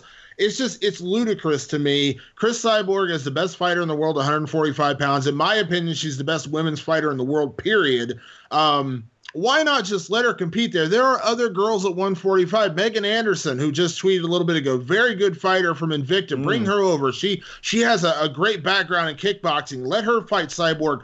Listen, Eve Edwards told me this the other day, and it was a great thing he brought up, and I never really thought about it. He said, when you first introduced the flyweight division in the UFC, they had people like Demetrius Johnson and Joseph Benavidez, and they brought over guys like Ian McCall. But the division in the world of flyweights really filled out based on the UFC introducing that weight class. So a lot of other promotions started doing flyweight fights because they knew those fighters could eventually, get brought into the UFC. The UFC creating a division immediately creates interest, and it will immediately create people who want to fight in that division. So whether it's 135ers who are big enough to go to 145, like a Holly Holm, who I know cuts weight to get down to 135. She's not massive, but she is a fighter who I know could fight at 145 pounds. Ronda Rousey competed in the Olympics at 154 pounds. Kayla Harrison. There's all kinds of top athletes out there. Japan produces a ton of wrestlers who compete around 150 pounds in wrestling, which, 145 would be doable for them. So listen, Cris Cyborg, let her fight at 145. The division will create itself. And at worst, guess what? You get a star in Cris Cyborg who could be, your next Ronda Rousey, your next star, the dominant finishing machine who just can't be stopped. Yeah, I mean, there's a lot to not like about this weight cut. She's cutting, at the end of the day, she's cutting a 140 against another fighter in Lena Lansberg, who has fought at 145 pounds before. And Lena seemed like she was cool to fight at 145 as well. The other thing is, you mentioned flyweights. Well, Joanne Calderwood and Valerie Letourneau, they just fought at 125 in a made-up division that didn't exist. McGregor and Diaz was held at 170. This fight should have been at 145. Why make the concessions for the other fighters and not make it for Cyborg? And the other thing is, it goes against the UFC's sort of recent efforts to cull all the harsh weight cuts. They've done a great thing with introducing, the early weigh-ins and obviously having the commission and Jeff Nowitzki monitor the way the fighters are as far as hydrating, things like that. But when you've got Cyborg weighing 165 pounds on Monday and then 160 pounds on Tuesday, theoretically on Tuesday she should have been 151 pounds if she wants to make that 8% limit. So, she had to lose 24 pounds in 4 days. It's absolutely ridiculous and goes against what the UFC is trying to do in the sport. I mean, you mentioned Ronda Rousey. They brought her in at 135 when there was no such thing as a women's division in the UFC, and they built the division around her. I think that the UFC need to sort of change course, and rather than trying to get Cyborg to one day go down to 135, they need to do the same thing like they did with Ronda Rousey and build a whole division around her and just let her fight at 145. It should be fighters coming up to fight Cyborg, not Cyborg going down to fight the other fighters. Damon, Casper brings up a good point here. To me, this sort of showed the first holes in this new weight regulation system in the UFC, because obviously they monitor you if you're over a certain percentage, but what position do you have to be in before they pull you out of the fight? What we saw Cyborg go through to make the cut was pretty brutal, which brings up the question of, well, would anyone even get pulled from a fight if they were having a tough weight cut? And how bad is this weight cut? Do they have to be half dead in their bathroom before they cancel the fight? Did it sort of show you a few holes in the new weight regulations and show you a few new problems in what seemed like was going quite smoothly for the UFC? Yeah, it's a new program. It's a little flawed. I mean, they've said that, these are the regulations, but they've never actually said that, we're going to start pulling people. It's just something they're going to monitor and those kind of things, which, we all know is kind of a BS thing, the whole, we're going to monitor it, okay. But listen, it's for the health and safety of the fighters. And listen, we just talked about Renan Barão. I mean, I was at the card in Sacramento sitting for the weigh-ins when I heard a Brazilian journalist say, yeah, Renan Barão just got taken to the hospital. He passed out in the bathtub or hit his head or something. And I mean, that's what happens when you're going through these severe weight cuts. I mean, it is extremely depleting. Now, for Cris Cyborg, she has a guy like George Lockhart, who's one of the best in the business and very good at what he does to get his fighters on weight. She looked phenomenal tonight, but we have no reason to put her through that. And I agree. I don't know at what point outside of someone literally passing out and going to the hospital like Johnny Hendricks had to do and like Renan Barão had to do that we finally pull these people from the fights. Yeah, well, let's talk about the fight. Casper Lansberg. And by the way, Dominic Cruz, I loved his commentary tonight. We have to bring this up before we move on to the next topics. And his commentary during the main event about how Lansberg was pretty much just hanging on and not doing anything and putting herself in a terrible position almost came off comical to me sometimes. I just couldn't stop myself from laughing. But let's talk about the fight. Seemingly, it went how people thought it would, but Lansberg made it to the second round, and a lot of people are giving her credit for being tough and making it there. But what were your thoughts on her performance in the fight in general, Casper? Yeah, no, I mean, it didn't really go any different as to what I expected. I mean, I think that with Lansberg, one of the things that people pointed out is she just doesn't really have the power to not only stop Cyborg, but earn Cyborg's respect. And you saw that pretty early on in the fight. Cyborg was so much bigger than Lansberg. She was just essentially throwing her around the cage. And I think maybe some of the nerves got to Lansberg. She sort of had a game plan. She seemed very confident in the days leading up to it. But once she really got in the cage, she didn't really have anything as far as offense. What I will praise Lansberg for is her toughness.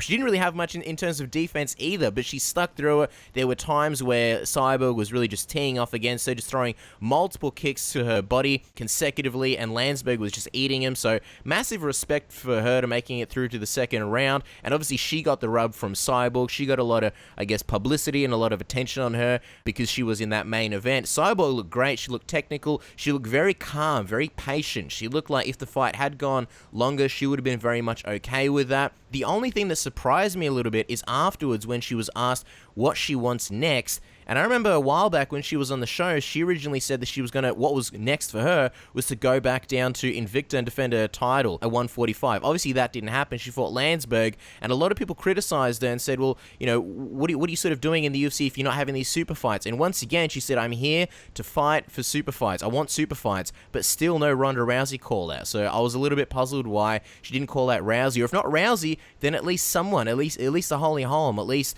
I know Miesha Tate's booked, but I think she needs to call someone out. Damon, John Anik had a funny moment when he was talking to Cris Cyborg after the fight where he said, I wish I had a belt to give you tonight. You certainly deserve it. That made me pop it at home when I was watching it and made me giggle a little bit. Imagine if he just pulled out some kind of made-up title that he made at home in his bedroom and out of paper mache and just put it around her waist. I would love for that to happen. But you mentioned Holly Holm possibly moving up there. I don't think Ronda Rousey is going to be looking for a fight with Cyborg where she is at the moment. What do you think is next for Cyborg, and what weight class would you have her come back at? Well, I think you got to have her fight at 145. I think having her fight at 140 is just ridiculous. I mean, we all see it. She released her documentary over the weekend, and we saw that torturous weight cut the last time. I'm quite sure this one wasn't any more fun for her. Now, again, she looked phenomenal tonight. She didn't look any worse for wear. And I think, you know, judging by her performance, considering the output she had, she definitely looked like she could have gone 3 or 4, maybe 5 hard rounds. So, again, we can sit here and say, yeah, she looked good, so the result pays off, but it's still just not worth putting her for that. So her next fight should be at 145 pounds. As far as who it comes against, I mean, I really do like the idea of bringing over a Megan Anderson from Invicta and just introducing a title. You know, let's just stop playing the game. You know, give her a title. Make her a UFC champion. Let's just raise the stakes. Every time she fights, she's now the champion. Now you have even a bigger incentive for someone to go up and try to fight her and beat her, because right now it's a prestige thing. If you go up and fight at 140 or 145, you could potentially become the person to defeat the great Cris Cyborg. Now that's big, and that's a huge accomplishment. But imagine if on top of that you became a UFC champion, and that to me is the you know, the cherry on top, the whatever you want to call it. Introduce a title. Let's just stop playing games. Make her a champion. Let her fight. And listen, Megan Anderson is damn good. Maybe she gets the upset. Maybe she's the star. Maybe she comes over and pulls it off. Who knows? I've seen her put on some brutal performances in Invicta.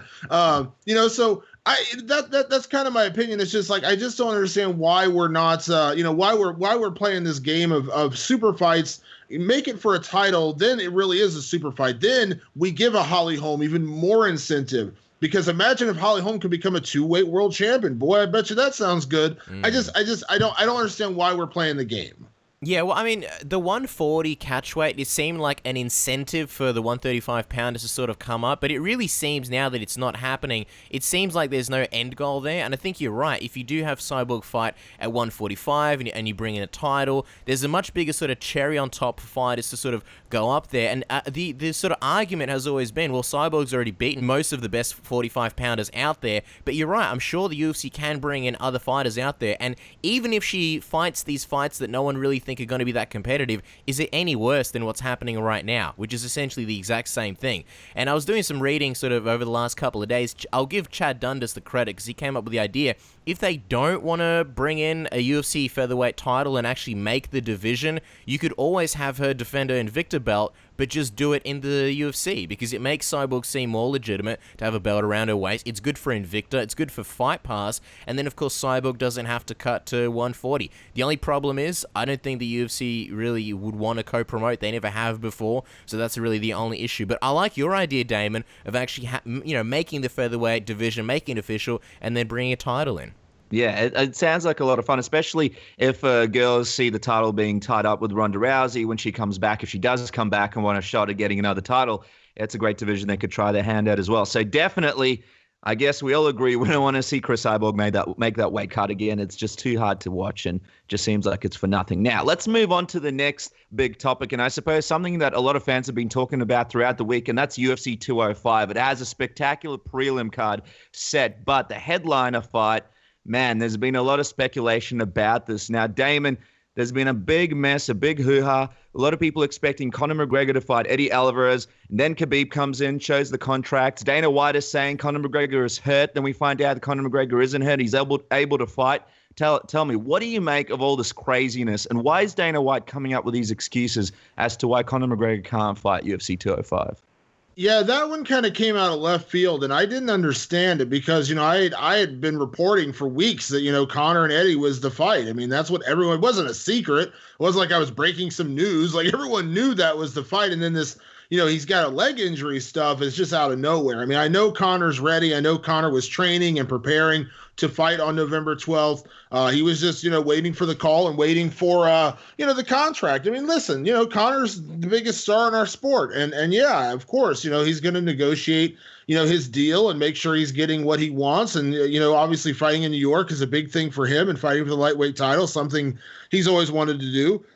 But I just don't know. I mean, I'd heard rumors that, part of it was Eddie negotiating, that, maybe it was about money. Now, Eddie has come out and said it wasn't about that. He was never offered Conor. But listen, literally being offered the fight doesn't necessarily cover the entire spectrum of what actually happens. You know what I mean? They may not offer you the fight, but they may say, hey, we're interested in making you versus Conor. Let's make this happen. And then negotiations start as far as contracts goes. So no, technically, you were never offered the fight. But I had heard rumors about that as well. Eddie shot that down. I don't know if it's true or not true.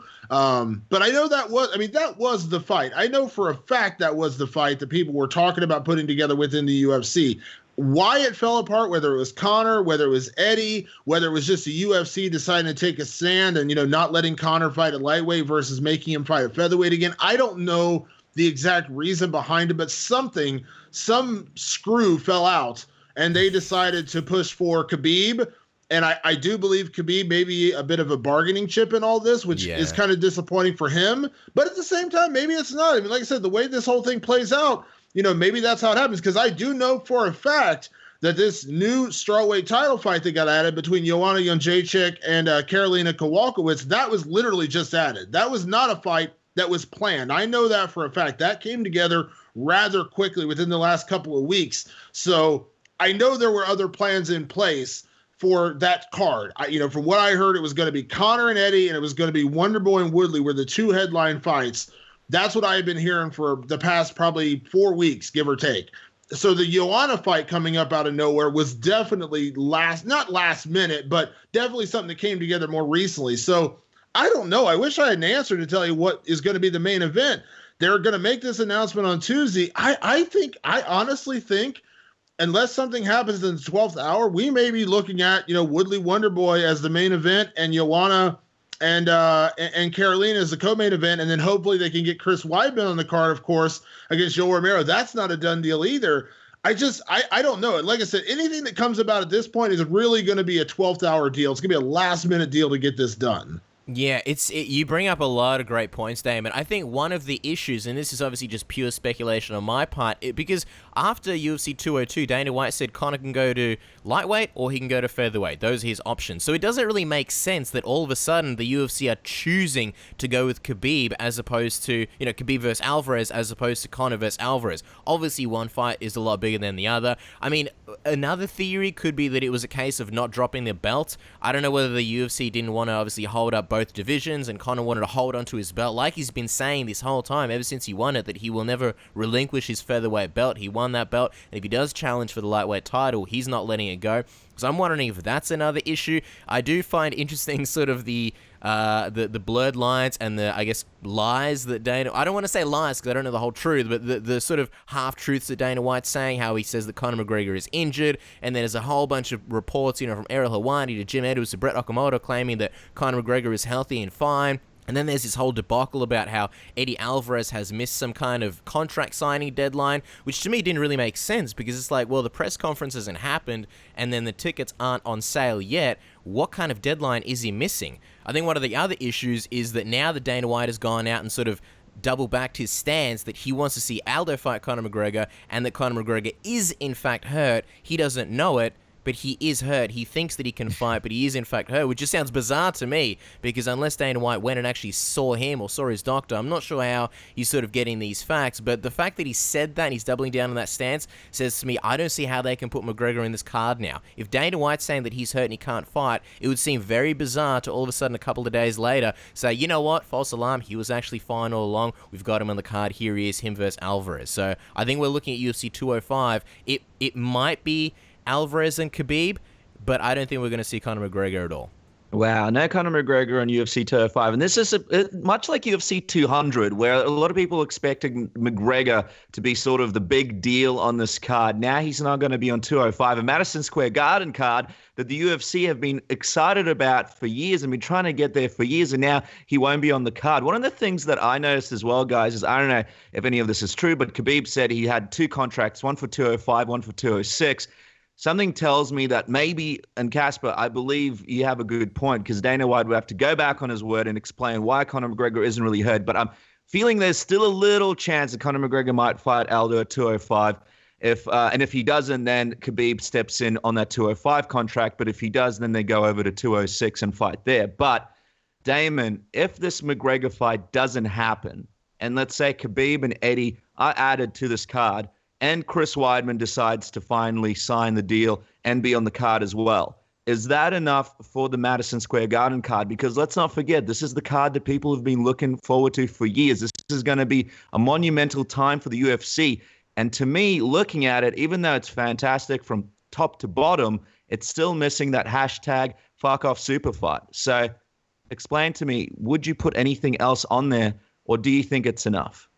If you add Eddie and Khabib, let's say, that's a great fight. And for the live audience, it's great as well, because, Conor talks about a huge Irish presence in New York, and there is. But there's also a big Russian presence, and I guarantee you that place would be filled up with a lot of Russian supporters for Khabib Nurmagomedov. Now, that being said, the difference is pay-per-view. Yeah. I think the atmosphere inside the arena, and you guys are, I'm assuming you guys are going to be there. I'm going to be there. I'm excited for it. You know what I mean? Just based on the card we have right now, I'm excited for it. So I think the atmosphere of being inside Madison Square Garden will be awesome with just the card they have right now. The problem is the pay-per-view, because the people, the casual audience who is not in New York, who are not traveling, who are not, paying and going to Manhattan, they're going to sit at home and watch this. Now, will it do better than the average card? 100%. You stack it with potentially 3 title fights, lightweight, welterweight, and women's strawweight. Yes, it's going to do solid, maybe 400,000, 450,000 pay-per-views, maybe 500,000, depending on how much promotion it gets and how much people go into pushing it. But none of those people that are on that card have been proven draws. Eddie Alvarez just fought on Fight Pass to get the title. Joanna has been co-main event for some of her biggest fights, and her last fight was on FS1 with Claudia. Now, it did get good ratings, but again, ratings do not always translate to pay-per-view buys. And then Woodley, his last fight with Lawler, I don't know the exact numbers, but from what I heard, it was really bad, the pay-per-view numbers, and he's never been a draw. And Wonder Boy's never really headlined a pay-per-view. He's been on, free cards for the past few fights. So you're betting big on 3 title fights with no proven draws, really. That's where that card hurts itself. That's because even with like UFC 200, they missed out on Conor, but they still were able to draw in Brock Lesnar, which is a big star. Even when they lost John Jones, they still had Brock Lesnar. Conor, whether he fights at 205, 206, 215, it doesn't matter. Where Conor goes, people will follow. But like I said, will the live audience be great? Will New York still be rocking? Will Madison Square Garden be shaking? Will it be amazing? 100%. This is a great card. Pay-per-view, though, probably not very good. Yeah, I'm with you on that one. It's crazy because you see them almost trying to fill up multiple spots with a spot they essentially could have used just on Conor McGregor. Like you mentioned the Karolina Kowalkiewicz and Joanna Jędrzejczyk fight, that obviously wasn't supposed to be there. And let's say hypothetically they add Alvarez versus Khabib. Now you've got 2 title fights when theoretically you could have had Joanna and Karolina on another card, and they're sort of trying to stack the deck to make up for the lack of Conor's presence, where you saw, for example, at UFC 193 in Melbourne, Australia with Ronda Rousey, she was the big attraction, her versus Holly Holm, and then the undercard, it wasn't really that stacked, but it was obviously going to do well both in gate and pay-per-view because of Ronda Rousey's presence. So I'm also wondering how this is going to affect future cards, whether it's TV cards or pay-per-views, because they're putting so much talent in on this one card.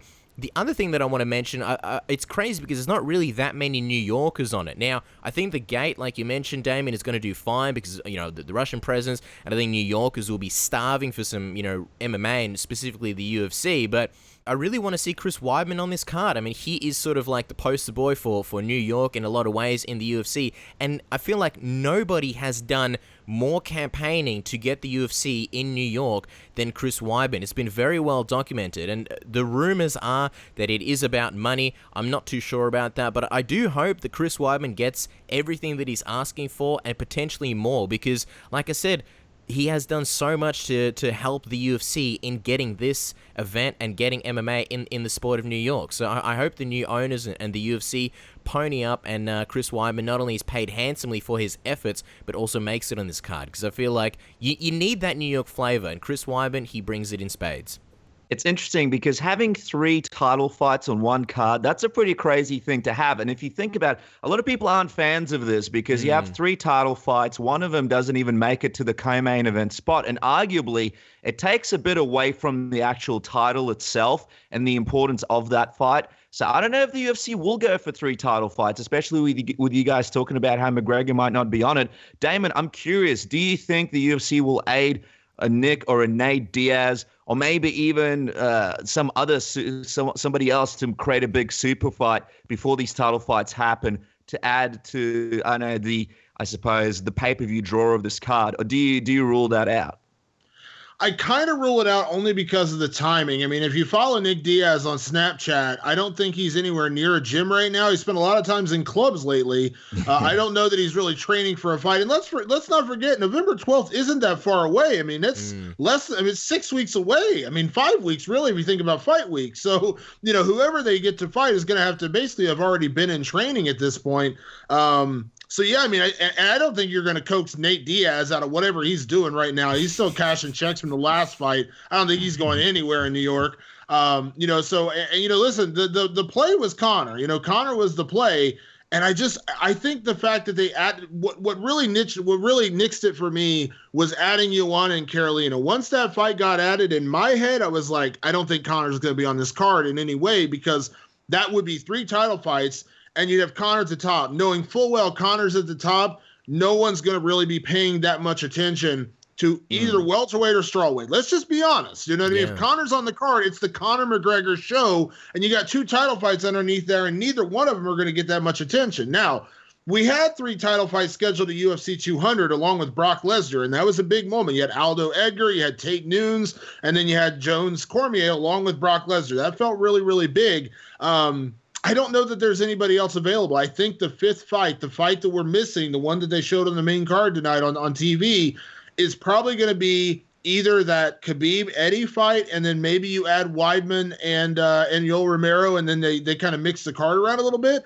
Or it may just be Weidman Romero if they can get it done, because I just don't see there being that many moving parts. Again, like I said, we're 5 weeks away. Whoever is going to fight has to get ready in 5 weeks. And I just don't think Nate or Nick Diaz, I love the sentiment, but I just don't think it's going to happen. Yeah, and while you're talking about 5 weeks and last second, I mean, you could say Cowboy. Cowboy's already got a fight on there. And you mentioned, obviously, the stars like Nate Diaz and Nick Diaz. I think the other thing is, if you do put those guys on the card, they're probably going to still find themselves towards sort of the bottom of it. Like, if you have Nate Diaz, I don't know who they could really give him that would put him on the top of the card and give him the promotion that he necessarily deserves and would need to make this such a big extra spectacle and make it worth his time, other than, say, Conor McGregor. And, of course, that's not going to happen. And as far as Nick Diaz, a lot of people are looking at him potentially fighting GSP. GSP can't return till December, the UFC 206 card. So just to sort of, I guess, wrap up on that, I don't think there are any other stars that you can really add to UFC 205. Unless by some magic they can think real hard and come up with some kind of ridiculous exemption for why Brock Lesnar should be allowed, for some reason, to fight on this card. But I think even now they've run out of excuses. Yeah, Brock Lesnar, he knows his way around the regulations, so who knows what's going to happen. But, Anderson Silva's out there, but then who would he fight? I don't know. I'm feeling like we should all apply for the UFC matchmaker position, and then much in like that episode of Seinfeld where George helped Jerry juggle his relationship, all three of us would do that position together to try and figure out exactly how to get this thing to happen. But nevertheless, we'll see what happens on Tuesday in this press conference. Guys, Damon Martin, make sure to follow him on Twitter at Damon Martin. Damon, what should people look out for? Is there anything coming out that you want to let the good people know about that they should be keeping an eye open for? Well, if we're talking about the relationship thing from Seinfeld, I just want you to officially refer to me as the dude, just so you know. But then you have to come out in a towel, man. That's true. This week, obviously, we have coming up another. I mean, obviously, the fights don't slow down. So I know this week on my podcast, I have John Dodson stopping by on my podcast. So that'll be coming out this week. Also got a big feature dropping this week talking about the prospect of Kyle Snyder, Olympic gold medalist, coming. I had a chance to talk to Daniel Cormier and Henry Cejudo about that, two former Olympians, about the prospect of a guy like Kyle Snyder fighting in the UFC. So that'll be coming out this week. So stay tuned for those, and just follow me on Twitter at Damon Martin. I probably tweet far more than I should. And just thanks to you guys, man. I had a blast, and I'd love to do this again sometime. Oh, dude, you will be back on the program, and we can't wait. If we do make it up to UFC 205, more buffet adventures. Guys, that's Damon Martin. We're at the end of the program. Some thank yous to hand out before we finish this one up, Cass. A lot of great guests on this one. Tito Ortiz, thanks for popping by. What a fun time we had with Tito. Robert Whittaker, so excited to see him at UFC Melbourne. Dan Kelly, what a great guy. We've had a great relationship with Dan. Excited to see him at UFC Melbourne. And Coach Mike Winklejohn, dropping some truth about what's going on in the gym there. So much fun. He's a regular guest, and we had so much fun with him as well. And Cass, I mean, what another great episode of Submission Radio. Episode 101. We made it past 100. Crazy, huh? Yeah, it's only downhill from here. No, I'm just kidding. Still going strong, still bringing great people on. And, of course, one of the biggest thank yous, of course, to Damon Martin for sitting here, chatting with us, bringing his insight, bringing his knowledge. Again, don't forget to follow him on Twitter. Don't forget to follow us on Twitter at SubmissionAUS. Keep those reviews coming on iTunes. And, guys, we'll see you next week. Stay safe.